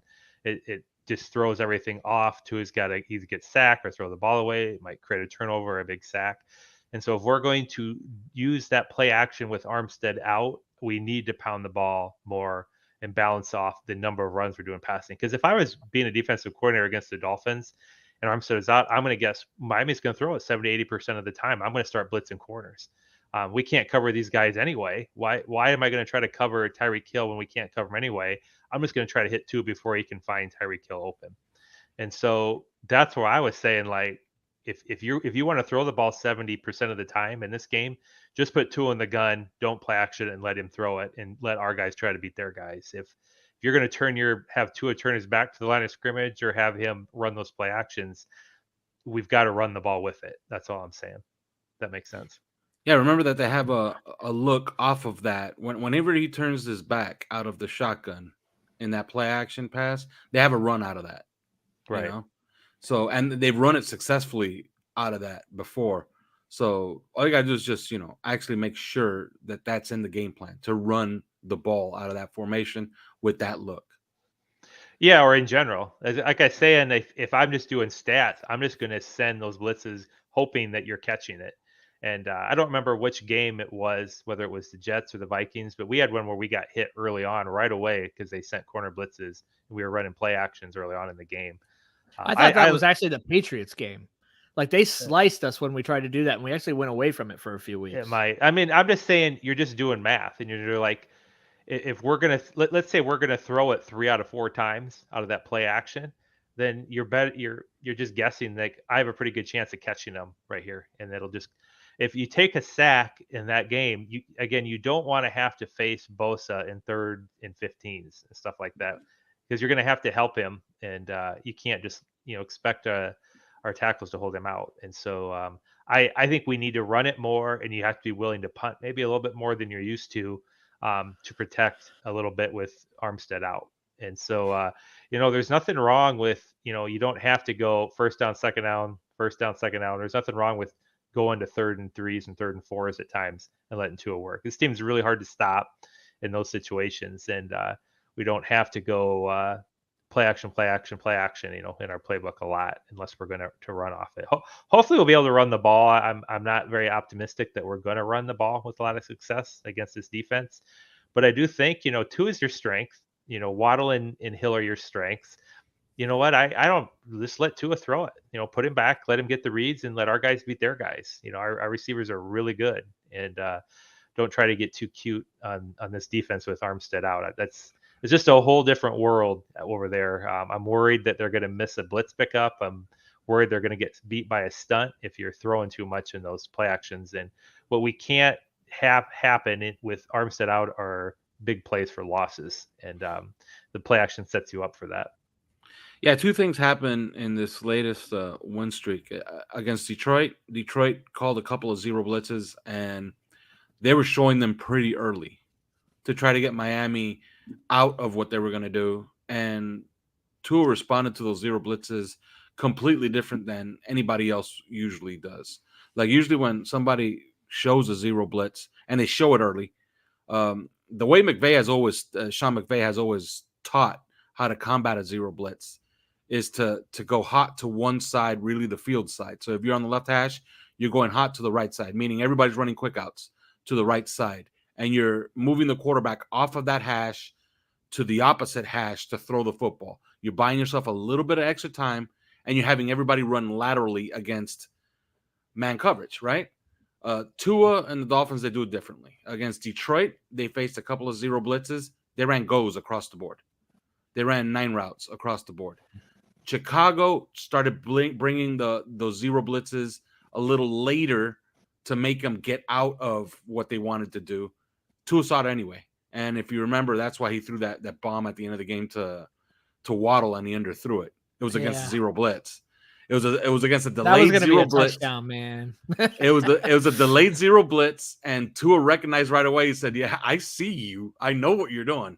Like, you're just coming a little later, so you could have the safety in the slot. So in case I do go hot on the slant, he can come on. He could come on the receiver. I'm going to throw the go route. I'm going to audible to all 9s across the board, and I'm going to throw the go route. I think that they'll continue to do that, and I don't think they'll show blitz. I don't think any team ever will show blitz early against the Dolphins ever again, because they've shown, like, if you're going to show blitz early on us, we're just going to throw it deep. We're going to throw it. We're just going to put it out there for Tyreek or Wall and have them run under it.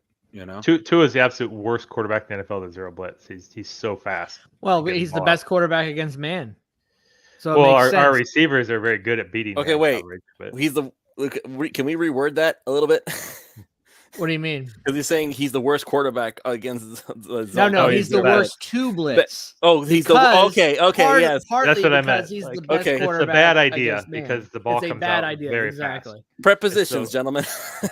No, I mean, you've got 2 really good vertical route runners and a guy that gets them out really fast. I don't think the 49ers are going to come in and show zero blitzes. I do think they'll come in a base look, or whatever, they're in, and they're going to just send a corner in, and they're going to hope to catch them on some of those play actions and make huge plays out of it. And those are the ones I want to be very careful of. I would rather just leave like Engold in and blocking, because he's a great blocker, and just let him protect Tua and pick up whoever gets through, whether that's Boza or a free blitzer, and just let Hill and Waddle and Gesicki and those guys try to beat the coverages, because I think they will if you can just give them a little bit of protection. If you have to throw it, like on a 3rd and long. But better off is just get the ball out on screens and get the ball in Tyreek Hill's hands in space quickly and let him work. All right, so I'm going to go ahead and pick up the next prop here. So the next one is, and again, remember, these are all early, so this is everything Miami Dolphins for Tuesday. There's going to be more props being made as the week goes on. So this one has Tyreek Hill over or under 90 yards catching. Over. I would say over on that, yeah. Okay, well, you know what? I'm starting to feel a little buyer's remorse with the overs on Tyreek, because the last few times that I've picked an over on receptions, I end up getting burned. Well, I mean, that's a tough number. 96 is a solid game, but for Tyreek Hill, that's about his norm. Remember this game's going to be critical for Tyreek. Like, they're going to be using Tyreek in this game. He's going to be very important in this game, and I think they're going to be using him a bit more like we expected, like what people thought, or if they don't watch Dolphins games, still think that we do, which is throw it 2 yards. What Patrick Mahomes used to do, which was throw it 2 yards at Tyreek and then let him run with it. I think we might do a bit more of that in this game. So, I like, and some of that is as an adjustment to not having Terron Armstead getting quicker throws out there. So I'm not worried. 90 yards, you got that, man. Feel confident in it. I mean, I always pick receptions. Maybe that's the wrong prop I do, because yards are easier. Tyreek Hill, man. He's a big play guy, so he may get 120 yards with 6 receptions. You never know with him. Yeah. I mean, that's the weird thing, because I've always thought receptions were easier, because I know that Tua throws it to him a lot, and there are going to be some times where, sometimes even Tyreek gets bottled up sometimes. He threw it to 9 different receivers in the first half. So he really, like, people think, he just throws it to Tyreek and Waddle all day. He spreads it around a lot. 9 receivers in the first half. Listen, I picked Trent Sherfield last week, and Trent Sherfield got his over on yards, which was like a paltry 26.5 or something. He beat that before the first quarter was over. But he'll beat that with one throw, because I'll always mix in 1 or 2 like deep middle passes to him out of a couple of the packages that they have. Like, they'll always do that to Sherfield. I mean, he's their 3rd wide receiver. Like, he's going to get, and they're not hardly throwing it to Gesicki. Like, like hardly just at pick all. the under on Gesicki every single week. You'll be fine. Yeah, I promise. if it's available. I'd take, if you get 26 yards on Sherfield, I'd take that every game. Because Yeah. he gets man. They're going to all the adjust time. it. I gets guarantee you, single Price Picks coverage. will adjust it this time. They're Yeah. going to be like, oh no, that was too easy. And what else you got besides those two? There's only the other one. The only other one I have so far is because these are the main stars, right? It's Jalen Waddle, 71.5 receiving yards. Oh, over. Over. Yeah, take that. Okay, well that wasn't much of a guesswork, was it? Those are boring. You got anything like? Remember, it's Tuesday. Closer? The game said Sunday. Hey, the tough ones would be like rushing yards for Jeff Wilson. Like, you go like 60 yards on him, or there's nothing there yet. Nothing like that. Those are tough ones. Like, Nothing they're there good yet. at it. Waddle and Hill are going to get the ball. What if I told you that Wilson wasn't going to be the guy in the backfield this game? I think you're wrong. Is this That's what I'm saying? Is this the part where I say we do the overrated, underrated, and MVP of the game? Yeah, there you go. You listen, Ron. You know what? You came prepared. You came with a spreadsheet and everything. Spreadsheet. I wrote some crap down on a notebook pad. But close enough. That's the closest thing to a spreadsheet any one of us have right now. So go ahead. You're first. All right, I'm going to go ahead and make my pick, if that's cool. Oh, you want to do your prediction? Yeah, I'm going to do my prediction. Then okay, go ahead. Do the prediction so first. I got Miami 23-21. Ooh. Yeah, I think I'm gonna be standing in front of the TV, aren't I? I think it's gonna be one of those games. I got my MVP as Bradley Chubb. I've got my underrated, meaning the guy who you're not going to see coming, is Sanders. And hey, have you noticed? We were all freaking out. We nonstop could not shut up about Sanders. And then the guy comes in and he didn't kick any 50-plus yarders, but he came in, no more yips, didn't miss extra points, didn't miss any field goals. Sanders is fine. We're going to have Sanders because we're going to need him. He's going to kick 3 field goals in this game, and he's going to be 3 for 3. And then my overrated is going to be Wilson. That's because this is where Mostert's going to eat. This is your game, finally, Lewis. This is where you finally, your dream comes true. And Mostert's going to be the guy really eating and not Wilson in this game. And there you go. Those are my predictions. Okay, why Mostert over Wilson? Go ahead. Just because it felt right. It feels like Mostert time to me. It just feels like Mostert time. Is this the vengeance thing? Is like I think he's gonna break a couple. I could see him breaking a couple long ones. Okay. Like, we're not gonna run the ball a lot, and we're not gonna run it a lot of time, but I can see Mostert like 1 or 2 long ones. I bet if he misses a 47-yarder, you're going to send him packing again. Yeah, we all will, of course. Like, that's what I don't get. It's like, oh, he had one game where he didn't absolutely screw everything up. Like, I'm sorry. He's back. Sanders is back. Manifest it. Kick a 50-yarder. Kick a 50-yarder, and I will start to believe it. How about that? Kick a 50-yarder, and I will start to believe it with Jason Sanders. How about that? All right. Who's next? Who's next? Chad, you go next. I'm going to take the 49ers in this game. I think that. Boo!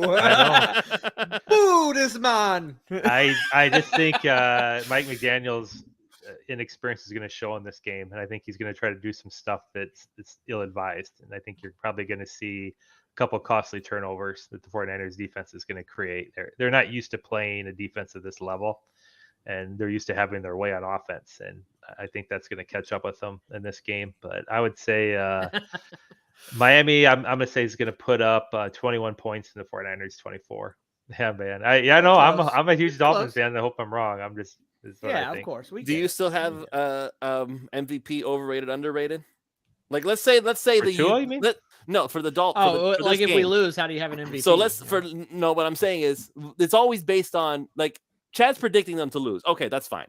So the MVP is Jimmy Garoppolo. If the Dolphins were to win, if the Dolphins are going to win this game, what do you need to happen?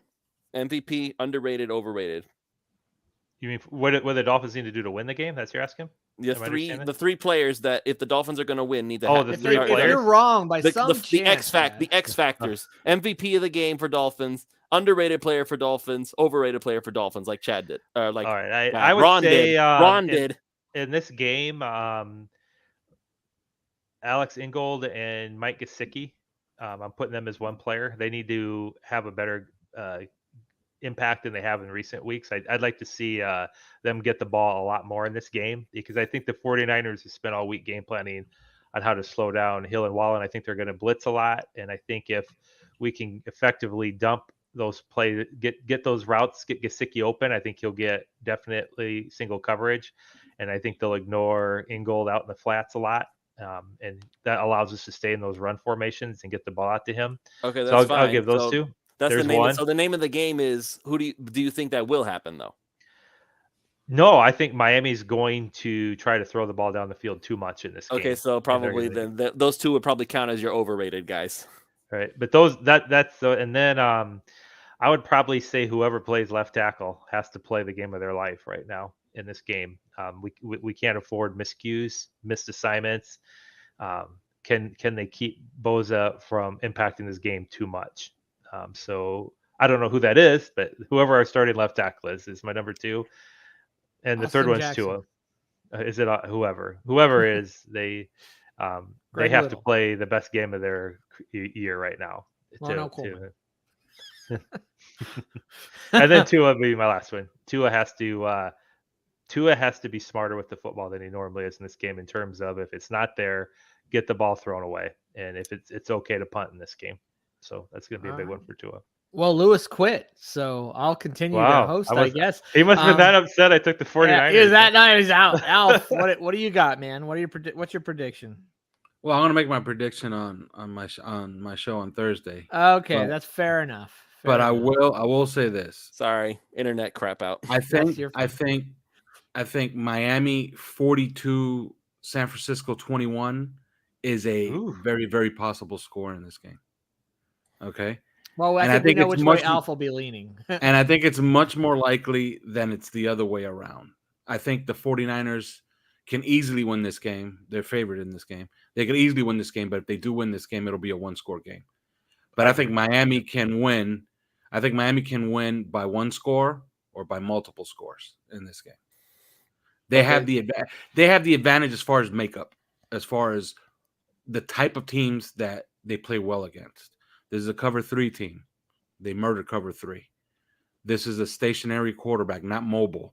They usually get to stationary, not mobile quarterbacks. They have an injury at left guard. They have a right tackle who's terrible right now. They don't have Elijah Mitchell. A lot of things are looking their way for this game on Sunday. And they're suspect in the secondary. If any place on defense, they're suspect. It's the secondary. Yeah, the only thing that is holding, that's holding Miami back from having a clear-cut advantage in this game is Terron Armstead not being available. That's the only thing, in my opinion. So yeah, San Francisco can easily win. If I had to guess, out of 10 times, maybe they can win. They win 6. Maybe they can win this game easily. Yeah, I wouldn't be the least bit surprised if Miami lost this game. But I think that if San Francisco wins it, it's by one score. But Miami can win by one score or multiple scores in this game. All right, and who are your 3 guys? Okay, I think who's important for this game. I think Alec Ingold is absolutely imperative for this game. I think Mike Gesicki is going to be extremely important for this game because some of their best stuff is in 11 personnel, and the 49ers are kind of vulnerable guarding tight ends because they're going to have to devote Fred Warner, trust me, believe it or not, they're going to have to devote him to the passing game, to the outside guys, because they're going to have to get him deep. So if they're going to get him deep, they're going to have to devote somebody in single coverage to Mike Gesicki. Who is it going to be? Is it going to be a strong safety? Is it going to be another linebacker? So Tua's going to have to recognize the mismatches and try to work Gesicki in the pass game in this game. In fact, I'll give you a number. If Gesicki has more than 60 yards receiving, Dolphins win this game going away. Okay? And the third guy, who's not going to be that important? Your overrated guy. Who's not gonna do as much as we hope? Jason Sanders, because it's gonna rain. It's gonna rain that morning, I think. So it's gonna be a little spongy, all right, which is gonna be good for wide receivers, not very good for field goal kicking. And San Francisco's notorious as a pretty bad field to kick field goals. And then my third reason why Jason Sanders will be my overrated guy is because I don't think they're gonna want to kick too many field goals. I think they're going to go for it on 4th and short inside of the 40 all the time. So maybe he doesn't even kick a field goal in this game. I have to. I didn't understand that question, so I said to it. I would say for the overrated is going to be Keen Crossing in this game.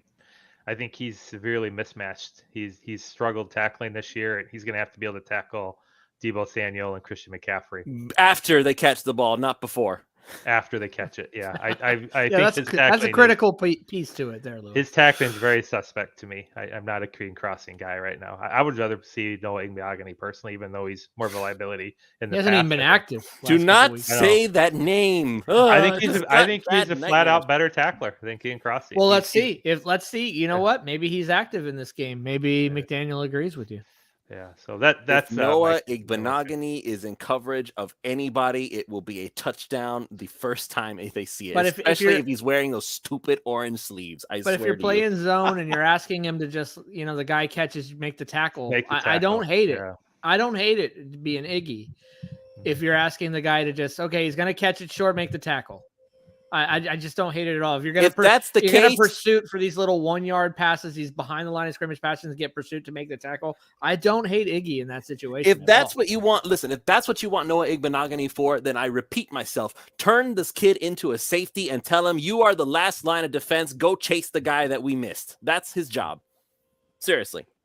I will say this about Noah Igbeagani. He's had 19 targets this year. He's allowing a passer rating of 67.9. He's actually been really, really good in coverage, especially in man coverage. So why is it every time why is he inactive? We look so terrible. Well, why is he inactive? I think I don't know this, but I think he struggles getting the scheme right sometimes, like where he's supposed to be.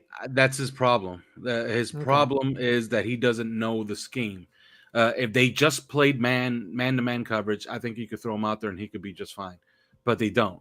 Like, they're mixing up a lot of coverages, and he's just not good at that. And he's really not good whenever they run stack formations against them. Whenever they run twins against him, and he's in the triangle, okay, and Xavier Howard is calling out the numbers for him, he always manages to screw that up. He screwed it up against Adam Thielen against Minnesota. He screwed it up. What was the other time? Against the Steelers with Chase Claypool. Screwed it up a couple of times. So, other teams, when people say, oh, they're picking on Noah Igbeagani, they're not picking on him by lining up a guy over him and just running routes on him. They're picking on him by scheming against him because they know that he'll screw up coverages. But all the physical part, he's fine. He's fine at the physical part of the game. All right. Well, I'll give my prediction and everything. Sorry, if I wasn't paying attention, it's because I'm keeping an eye on my prize picks. I did an NBA one. I'm actually looking for. He's addicted to prize picks. Save that for your NBA. I won $500 once. I kind of want. I want to do it again. I'm sorry. I won $500 once. That's funny. I am still ahead after all the times I've lost. I'm still ahead. But in any case, so I'm gonna go ahead and pick my prediction too. I don't know. It's hard for me right now. It's hard for me to go ahead and definitively say that Miami wins this game because I can see where Chad is coming from. I can see where you, where Ron and Alf are coming from.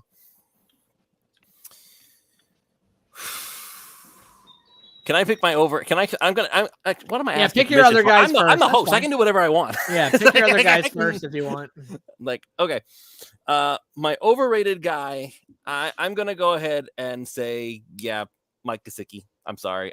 Anytime I hear anybody predict that Mike Gesicki is actually going to be a factor in the game, I'm just going to assume that's not going to be the case because it never happens. Literally every single time. I think it's only happened once, and I think it was the 1 week where we actually said actively and simultaneously that no, Gesicki was going to be a non-factor, and that was literally the only week he did anything.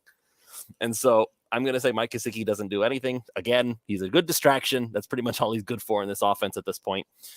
I'm going to say my underrated guy. You know what? I'm actually going to go ahead and say Trent Sherfield. I think they're going to put so much emphasis on covering Tyreek and on Jalen Waddle that Trent Sherfield is going to be the guy who might be running open a lot. So for any prize pick aficionados out there, go ahead and pick the over on his yards. He's going to get some catches. He's another one that's going to want to have a big game too. I forgot about him. Yeah. Another 49. Wilson, Mostert. Not Wilson. Jeff Wilson or Cedric Wilson? No, I'm just saying the Niners. Jeff Wilson, Niners, Mostert, Sherfield, Crawcraft, right? One Crawcraft, a 49er as well. Craycraft. Was he? I don't know on that one. Yeah, they weren't. He was one too. Man, they all want to have huge games. Like they're geeked up for this game, especially all the crap that the Niners have been talking. I honestly haven't seen that much. Like who all is coming out besides Debo? Like I didn't see anything else. That's all I know. That's enough for me. Oh, so we're okay. Got it. We're overplaying. All that crap Okay. they were talking one time in a tweet. Okay, let's go. All right, that's fine. MVP of the game. Oh, sorry, were you going to say something, Chad? No, I was going to ask you who your MVP was. No, okay, my MVP. Honestly, my MVP of this game, I'm going to go ahead and say Jalen Phillips. He's going to be crucial. I wouldn't be surprised. I thought about him. He's when gonna I said Chubb. I was like, man, is it Phillips? Is it Chubb? It's like going to be one of these dudes that Chubb makes the difference. Chubb is a much more polished pass rusher than Jalen Phillips, but Jalen Phillips just has so much to offer as far as his speed, his versatility, his athleticism. He's going to be all over the place, and he's going to be crucial chasing people down, especially if they're going to try to do something tricky with Deebo Samuel in the backfield. If Christian McCaffrey tries to go out on a screen pass or something, he's going to have to be around the ball. And so I'm going to say that Jalen Phillips is going to be crucial in stopping the 49ers from putting up points on Miami. Okay. And now the part that I've been dreading. Yeah, now you put it off long enough. Okay, here we go.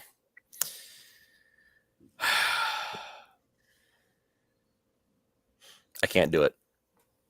I'm picking San Francisco. Boo! I'm Boo picking this man. I'm picking San Francisco.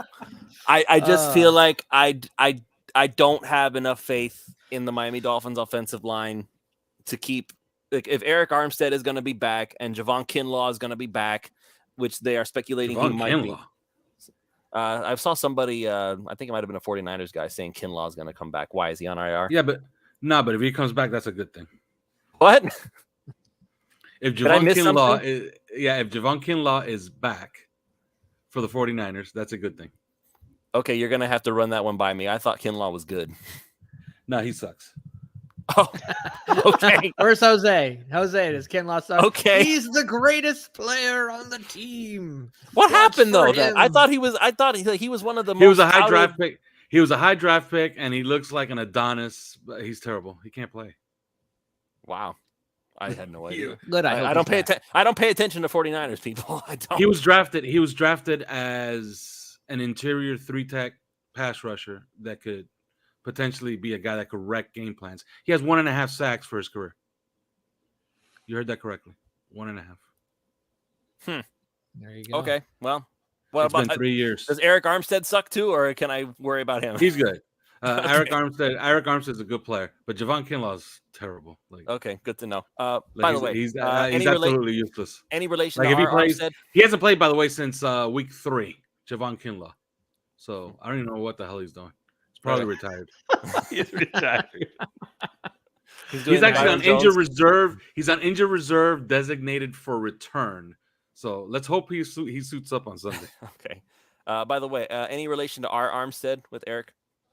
No, No. no, Okay. I don't think so. Not all Armsteads are alike. No, I don't think Eric Armstead is. They're 8th cousins. I just looked it up. Are they? Really? Okay, that'd be awesome. What did you find? Did they find that Hey, out on the 23? You guys want to play a little Javon Kinlaw over/under trivia here? Sure. I why don't. not? I don't I'm know ready. enough about him. Okay, 3 years. Okay, 3 seasons. He's played 21 games in 3 seasons. Mhm. Over or under 9 tackles for losses? Under. Under. I'm gonna pick the under. I mean, you made it. The way you worded it, it sounds Yeah. pretty obvious what the answer Yeah, is. he has 3. He has 3 in 3 years. Okay. Usually, if you're not getting sacks, you're not getting tackles for losses often either. So both of them require. You're not in the penetration. backfield. Yeah. Okay, this is a pretty good stat that I just looked up here. Okay, this is a really, really good snap. This Okay. is really, really good here. All right, ready? All right. Okay, he has played. And let me see, 101 snaps. Okay, in his career. All right, out of those 101 snaps, 54 of them are in pass rush. How many tackles? How many quarterback hits does he have in the 54 pass rushes? 5. I'm gonna say 2. 3. Chad's right. He has 5. Somehow Chad's Okay, always right. so it's not terrible. He has a 10% hit rate. If you want an example, Phillips has a 32% hit rate. Okay. Yeah. Let me see what else. Let's this is gonna be. Oh, this is He's kind of a- cool. This He's kind a of cool. tackle, This right? kinda- He's a D tackle. Yeah, he's a defensive Yeah. tackle. This is kind of cool. Yeah. He does have an interception for a touchdown, so they could have him over Tariq Hill. Yeah, I hope they do put Kill on. Just call him the next Jordan Phillips. Okay, yeah, no, Oh, Javon, that's right. if I haven't made it clear yet, Javon Kinlaw's terrible. Like he's not Okay. good. Okay, well, I almost want to change my pick now. Any other crappy Niners players you scared of? But Jordan Mason, right? You're fearing Jordan Mason's Jordan like I have- nobody. I don't know Jordan Mason, so I don't care. Yeah. Like the only reason I even said Javon Kinlaw was because I recognize his name and I remembered him from the draft. I don't watch the 49ers. Like the only time I watched the 49ers was watching their record in the standings because I cared did you about give the us a draft pick. score, by the way, on that Niners Miami game? No, I don't did think not. You did. Uh, Well, give I- it to us, man. I guess I'm gonna have to stick to the courage of my conviction now, although I'm not very convicted. Oh, you mean the Javon Kinlaw makes you want to switch your pick back to Miami? Is that the straw that broke? now the that I've been camel's back? educated a little bit, it's like, That's funny. but I'll no, give you another trivia question. Here we okay? go. All right, this one's pretty good. Okay, Is this more Kinlaw? NBC south of San Francisco. Okay, that's like the local station in San Francisco. They pick every single game. Okay. In 2020, okay, do you remember that game when they played the 49ers? Yes. Smoked him. Okay, yeah, Dolphins won 43-17, right? Yep. Does anybody want to guess what their prediction of the score of that game was going to be? I'll give you a hint. The 49ers were 8.5-point favorites in that game. They probably predicted like 38-13 or some crap. 35-20. The station. Oh god. Yeah. Yeah. I'll say they It's- predicted 40-20, something like that. They actually predicted 38-9. Yeah. So Ron was closest. I'm the winner. Yeah. To 9, what? 3 field goals? I thought that's all they thought we'd muster, huh? Yeah, and I Dolphins mean, who scored was the quarterback 43. in 2020? Fitzpatrick. Well, I think that was wasn't Fitzpatrick for Wasn't that that? game. Wasn't that? No, that wasn't the tanking year. That was the Fitz first magic. year. No, that was they, in they 2019. completely dismantled Jimmy Garoppolo in that game, though. I remember. They did. That was Yeah, they really benched good. Garoppolo at halftime. Yeah. Oh yeah, who was the other guy? I can't remember his name. Did he throw it? Beathard or CJ something? Brett CJ Brett Beathard. Hundley? Oh, CJ Beathard. He's from Oh, Iowa. Oh, okay. Didn't they pick Garoppolo off like 3 times in the first half or something crazy like that? He was really struggling Yep. in that game. I know he Yeah, was he hurt was. too, but Yeah, he was a disaster in that game. If we really need a cheap backup and we don't like Skylar Thompson, we could go get CJ Beathard. I guess. Where's he at? Skylar Thompson's timing was off in this game, but I like him. I think he's a good. Yeah, I still think He's he'll be fine. excuse. Okay, never mind. He's with the Jaguars. Never mind. We can't have him. CJ I Beathard. think Skylar Thompson. I think their plan for making him the backup. I think that's still a solid plan. Yeah, I'm not 100% agree. take much from throwing him in that game and putting him in those situations. And No, you know. he needed to do that. It's great Yeah. experience for him. he did miss a couple wide open He did. throws though. Yeah. That The calls that, were you good. know, McDaniel gave yeah. him some good calls. He had open guys. He just missed them. missed him. Yeah, Yeah. for sure. Anyway, my score. I never did give it, did I? I don't remember at this No. point. I'm No. gonna say the 49ers win 24-21, but only because I I got change my breaking pick now. news. I got breaking news. Byron Jones? It's the only breaking news I care about. The NFL has flexed Dolphins Chargers. Oh, okay. Week Oh, 14 to Sunday I night thought they football. might. I thought they might. Okay. Yeah. So Okay, now so Justin yeah. Herbert gets to throw an interception in the fourth quarter to lose What? the game in front of the whole nation. Twitter is going to burn. That's awesome. You Tua know that versus I'm trying to Herbert. get that. I'm trying to get that prop. You know that they pulled that prop. I was making a joke out of it by betting it every single game, and they pulled that prop because they're afraid of people like me that are making a joke out of it and cashing in every single week. Because you know he's throwing 6 this year, right? And they keep putting in. They keep. Oh, Putting they odds- pulled. Are you talking about the Justin Herbert over under 0.5 Interceptions. interceptions in the fourth quarter? Yes, that That prop. prop? Yeah, it's hit 6 times this year. Think about it. And if they give you, and I bet it every single week, and Imagine they keep giving you odds. I remember the first time I bet it, I'm like, I'm betting this thing, and it was against the Chiefs, and it was plus 400. Okay, the next time I bet it was plus 200. Then I bet it again, plus 200, and then they said, okay, screw this. Somebody's taking advantage of us. We're just gonna pull this, and we're not gonna offer it no more. So now that all they do is they offer over under 0.5 interceptions for Justin Herbert the entire game. And That makes it easier. What are you talking about? But they give you miserable odds. So if he has a 0 interception game like two weeks in a row, Oh, are you talking about Bettor's Edge or Prize Picks? I don't want to say who it is because it's a sponsor. So by the way, the line in this game for a couple of the Vegas entities have pushed this from 3.5, San Fran minus 3.5 to San Fran minus 4. Just FYI, there's still some people at 3.5 though. Got a few people at 4.5. Somebody's at 4.5. Who's at 4.5? I mean, for a home point favorite, bet, I don't know who that is. I mean, despite picking, favorite, that's not too much. Well, despite picking San Francisco, I would take that because I think this is a 50-50 game. Like, that moving up, and that moving up to 4, especially 4.5, man. Even if Miami weren't to win the game, you got to take Miami to cover that for sure.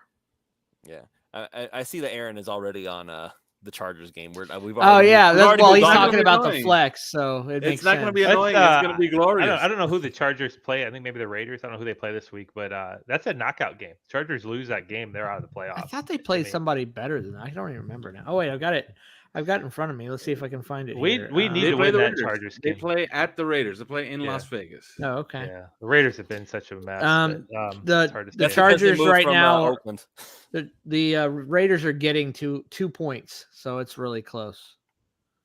I do know the Chargers' schedule is not that tough the rest of the season, so we need to get that head-to-head on them. I think the team like that has the head-to-head. The good news is the Bengals have a really hard schedule. Oh, that's tough, man. They pulled out the one against Tennessee, but they have one of the roughest schedules. They have a murderous schedule.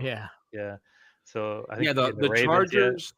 Yeah, the Chargers have a soft schedule going forward because their tough stretches right here. Because the Raiders, that's their nemesis. Like they always play barn burners against the Raiders. So that's a 50-50 game. Then they play us. Then they play the Titans.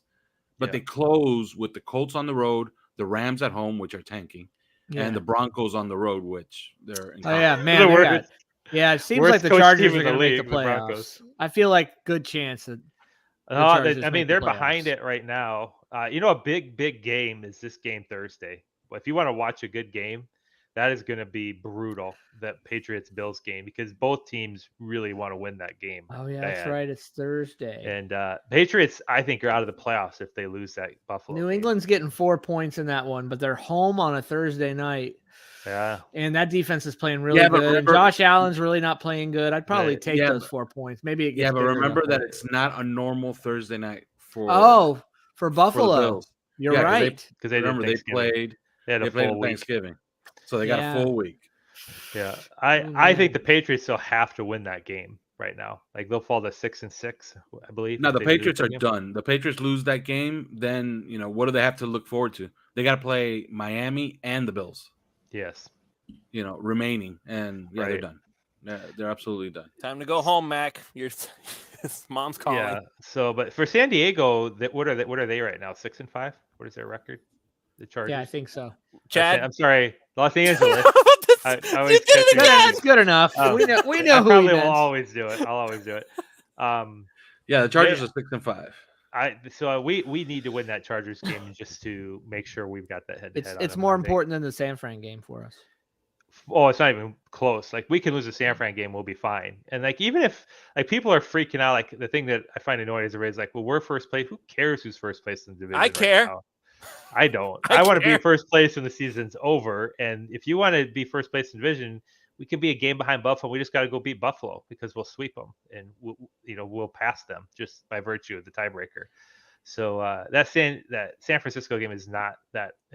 Don't freak out, people, if we lose the San Francisco game. It's not as big of impact as losing. Yeah, but here's more hate watching. If you guys want to do some of that for the listeners and viewers, hate watching on Thursday, you're obviously, if you think Miami can sweep the West Coast trip, which I think they can. They could easily win both games in California. Okay. Sure. If you think they can sweep the West Coast trip, then you're absolutely rooting for the Patriots on Thursday night. Right. Because you want to try to If go the Patriots win Thursday night, you can win the division by losing in Buffalo. You could win the division by just winning the remaining games after the Bills. You actually do control your own destiny. I think if we win one of the two West Coast games, we're going to knock Buffalo out if we beat them.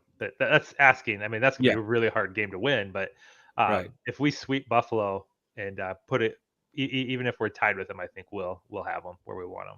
Because they've got some hard games yet too. Beating the Patriots twice. We said this last. Twice I don't think they're going to sweep the Patriots. I think the Patriots are going to get them once. And I think that Buffalo has Cincinnati. Buffalo doesn't have an easy road by any stretch left in the season. So I think Buffalo's going to lose at least 2 more games yet this season. It may be 3.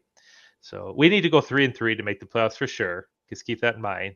Or we need to go 2-4, and we need to beat the Chargers and the Patriots. Because if we beat the Chargers, we'll have the head-to-head on them, and if we beat the Patriots, we'll sweep them. And I think both those teams are going to be behind the 8 ball, if you will, to make it. I mean that's the advantage of we won all the games we were supposed to win and got to 8-3. So that's where it's at. But if you want to watch a really good game, I would tune in Thursday because you want to see some hard hitting. I mean, this is sellout for the Patriots. This is throw everything they have, any innovative play they've been holding back, or I think Bill Belichick is going to really show some interesting schemes because Buffalo's offense low key has been struggling. This is not. Yeah. What's interesting about what I think is really interesting about that game is if New England can resist the urge to play their style of defense, just like we did week 3, right? Get a little bit out of character and just let Matthew Judon rush against that offensive line, which is terrible. Patriots offensive line as a pass blocking unit is not good. Okay. So you mean Buffalo? Buffalo's pass blocking unit, it hasn't been good. Okay. Josh Allen has been playing under duress for a while now, since the Jet game. So if the Patriots can be a little bit out of character and play that way, and Mac Jones can get out of his own way, no turnovers. Good luck with that. Okay. Then that game is close late. And if you're in a close game against Bill Belichick, he has the advantage. Well, I don't know what the weather is going to be either. If it's going to be really cold, but I think the Patriots are better. It should be absolutely awful. That's to the Patriots' advantage. The one thing people haven't, I think, not been paying attention to is Buffalo's a favorite. They have a good defense, and we've got Josh Allen and Stephon Diggs, but Buffalo has not run the ball well at all, and I think that's going to hurt them. They rely on Josh Allen running a lot, running around and making plays. And I think that is going to catch up with them at some point, trying to have Josh Allen win games by just playing backyard football a lot. During the games when those on Thursday it's just going to be cold, but there's wind. There's 18-mile-per-hour winds, 40 degrees. God, that's and I know what New England loves that. They've got a good defense. That's how they won the last one, right? Well, yeah, but they love to use their tight ends. Well, no, but the last one was not wind. That was a hurricane. Okay, it was like 50-mile-per-hour winds. Okay, if you make it hard to pass, because New England, they have no passing game in my mind. Like you're going to march Devontae Parker and Nelson Aguilar out there with Mac Jones throwing. Is Parker even back? Is he I back? don't know, but I thought he played against Minnesota. Played really good. Did he? Okay. Yeah. Well, Minnesota's, and that's another low key thing. Their pass defense is hot garbage. So, in my opinion, Minnesota does not have a good pass defense. But I think that New England, if you get a game that's hard to pass it, I think I would take New England over Buffalo right now because I think they have just as good a defense as Buffalo, and they got a far superior running game that utilizes play actions to the tight ends and stuff like that, and with their run game. So the one thing we haven't even mentioned yet, and I'm going to bring it up because I feel like everybody's just kind of ignoring the fact that it's there, and I think eventually Josh Allen is going to have to pay the piper. That injury is still hanging out. It's not like he's just getting arrested and chill out. And he's getting hit a lot. Alpha was just pointing out, they're getting in after. And the reason isn't just Buffalo's offensive line. This is the same thing that happened to Miami with when Gase was a coach, and even Philbin, is when you rely on throwing so much and can't run at all, teams just start playing pass all the time, and just your ends stop respecting setting the edge as much and just start attacking the quarterback. And the reality is Buffalo relies on Josh Allen running around a lot to make those big plays. They don't. I mean, I haven't seen Buffalo just take a game over pounding the football with their running backs in a long time. It's usually Josh Allen running around. I mean, I bet you he carries the ball on average 10 times a game, don't you think? Where he's off running with the ball. Yeah, I'd and have to another thing look it up. about when you're a play caller, you make this bargain with whatever you're calling on a Sunday. If you call 7-step drops, you're making a bet that your quarterback is gonna take hits on 3 of the 10. Right. Okay. When you're calling 3-step drops and you're calling quick passes, you're essentially keeping your quarterback clean because there's no way he's going to get hit. And if he does get hit, you're getting 15-yard penalties because, those are design passes where the guy, you can see that it's a 3-step drop and the ball's gone. If people are still hitting him, you usually get calls on those. Buffalo is relying on 7-step drops. So they're gambling with his health right now. And yeah, he's not going to get better. Yeah, he's not going to get better unless he rests, period, until next year. Like, he'll get better in the offseason. That's when he's going to get better. But I mean, right now, he's got to be in serious amount of pain. Like, that's got to, like, they must have hit him. He's fine. Like, Monday through Saturday, he's fine, because he's not throwing during the week. I'll guarantee you that he's not throwing at all during the week. Okay. Because they gotta get as much rest as they can for his arm during the week. But on Sunday after games and by the fourth quarter, yeah, that thing is in pain. Yeah, I think Buffalo right now is so gun like they're a Super Bowl favorite, and I think they're trying so hard to focus on winning the Super Bowl that they're obsessed with trying to get. They were the early Super Bowl favorites. There's no way they're the favorites now. Yeah, but they're still 8-3. I think they're so worried about getting that number 1 seed against Kansas City because Kansas City keeps knocking them out in the playoffs. That's why they're doing that. Because to me, I would give Josh Allen like a couple weeks off if I were Buffalo, and even if you take a loss or two and get him back as healthy as you can for your run. That's what I think their fear and why they decided not to rest Josh Allen is because especially the division is so tough and the AFC is so tough. I wonder if they feared just maybe not even making the playoffs because it's normally maybe you could risk it because you had 3 teams under you that just were average or below average. But you have a really good Miami team that might actually even be better than you. And then you have the Jets still hanging around who you lost to. And you still have to play again. So I think part of it might not just be trying to get that 1 seed. I think. And by the way, the Jets no longer have their pretty boy quarterback. They have Mike White, who actually is better than Zach. But I think they're actually scared of maybe not even making the playoffs, possibly if they rest Josh Allen a couple. I think the Bills are going to be in trouble if they lose this game to the Patriots, which they very well may, because if they lose to the Patriots, they've already lost the ability to sweep anybody in the division. And everybody else has the ability to sweep them. And so those games become critical, like the Jets game, the Dolphins game, the Patriots game, because if they get swept, we were pointing this out a couple weeks ago, Ron. You go 2-4 in your own division, it's hard to even make the playoffs. Yeah, I don't know a lot of teams that go and win the Super Bowl going 2-4 in their own division. Now, I don't know what the Rams were in their division last year because I know they lost both of them to San Fran. One of them was a blowout, actually. Right. By the way, the first one. And then they lost the game in the last game of the season. I'm not sure what they were, but maybe they were 3-3, or they might have swept. They might have swept Arizona. I don't know, but I think going 2-4 is 2-4 in your division. Teams that go 2-4 in their division don't generally win the Super Bowl. That'd be pretty rare. Yeah, it's going to be hard to say. These teams are playing. Like Cincinnati plays the Jets yet, I believe, or the Chargers. I have to look it up, but the Bengals play the Bills for sure yet. And so some of these they also play the Chiefs. The Bengals play the Chiefs also. Yeah, we were talking about that. The Bengals schedule is really hard. They got a rough schedule. Well, that's my number one concern for wild card because they have the head-to-head on us. I'd like to see them not make the playoffs too. I think I'm not afraid to play the Bengals, but I don't want to get in a tiebreaker and not make the playoffs if we lose a few games because they have a head-to-head on us. So I don't know. It's going to be interesting to see who wins that. But I think the Ravens have an easier schedule coming than the Bengals do. If they can keep a lead. I know that's their big thing, right? They've been blowing leads.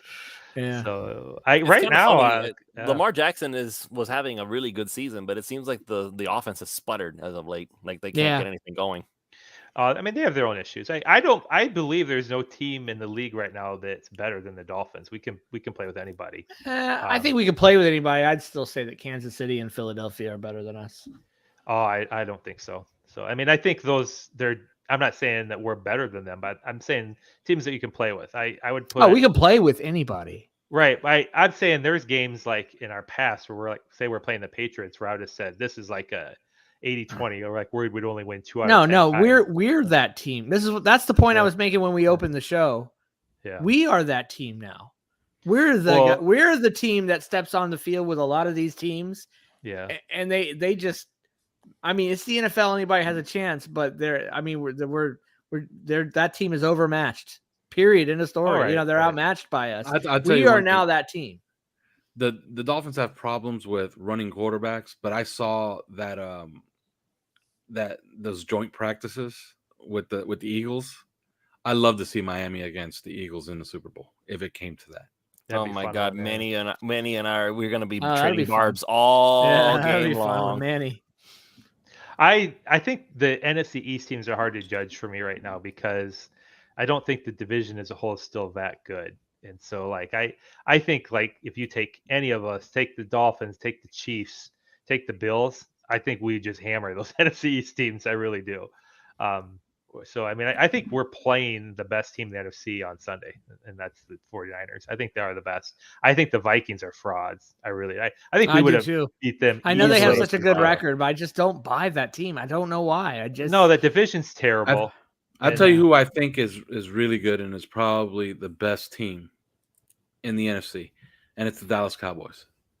Yeah, they're peaking right now. They're a good team. I'd buy that. But I don't trust Dak. If they get Beckham, but that's the thing about Dak. Dak at his best, they're impossible to beat. Period. Yes, but I think he's very inconsistent. As long as he stays healthy, he hasn't played a lot, so he'll get better with that system. They have really good run game, which you like to have when it gets to be around playoff time, and they've got the defenders. So I mean, they're a good team. And that's the thing about their running game. That's the thing about their run game. For whatever reason, they're convinced that Zeke Elliott is still a thing. No, Pollard all the way. But they were using Zeke. Listen, if Zeke had not been there, Tony Pollard would have hit the over on my prize picks. I'm just gonna say. Yeah, that. they were definitely feeding Zeke. But when you watch the Cowboys, when you watch the Cowboys running their offense, handing the ball to Tony Pollard, and then throwing to Gallup and throwing to CeeDee Lamb and throwing to Dalton Schultz, because notice I mentioned more than 2 names, right? Yeah. And then you imagine if they add an Odell Beckham, because that's a guy that's going to occupy a lot of safeties. Yeah. Like that is scary. You know what though? And then on the other side of the ball, their defense is legit, really good. Legit. I think the list of suitors may have shrunk a little bit after the unnecessary drama over the weekend. Like I don't know what that was all about. But it turns out today they showed what happened, and the police report came out. It was much to do about nothing. He essentially was asleep. Yeah, I read that too. Like he didn't have a seatbelt on, was asleep, so they made him get off the plane. Basically, I don't think it's affecting him too much, but yeah, I can't argue with the Cowboys. And I'm not an Eagles hater at all. They're good. They're having a great year. I'm just pointing out I think the Cowboys and 49ers are both better than the Eagles, actually. But I guess we'll see. All right. Any final thoughts before we wrap this bugger up? We've already hit our 2-hour mark. Yeah, that's the norm now. It just is. Yeah, it seems to be. No, the only thing we can wrap up with is now we have a Sunday night football game against the Chargers in 2 weeks. Yeah, and we're likely to have one in 3 weeks with the Bills. Yeah, the Dolphins. You think they would do us the flex them both back to back? Yes. That Bills game's enormous. Like it's unless we lose the next 2 in a row or they do, and it's not even close. But that's probably going to be for the division. All I know is that the Dolphins flex their schedule, so now I'm going to have to flex mine. That's fun. I'm glad they're getting that. That'll be in LA too. That'll be a fun game to watch on Sunday Night Football. Alrighty, pretty good. So that'll wrap it up. But before we go, just want to go ahead and mention one more time, Prize Picks is our sponsor for this show. Go to prizepicks.com, use the promo code 5, that's FIVE. They will match up to $100 on your initial deposit when you first sign up. Just for today, I went ahead and I made some picks myself. I went ahead and picked the over on Stephen Curry going over 4 3-pointers. I went and picked the over on Luka Doncic. I don't even know if I said that name right. Getting over 3 turnovers in the game. I know that Tim Hardaway Jr.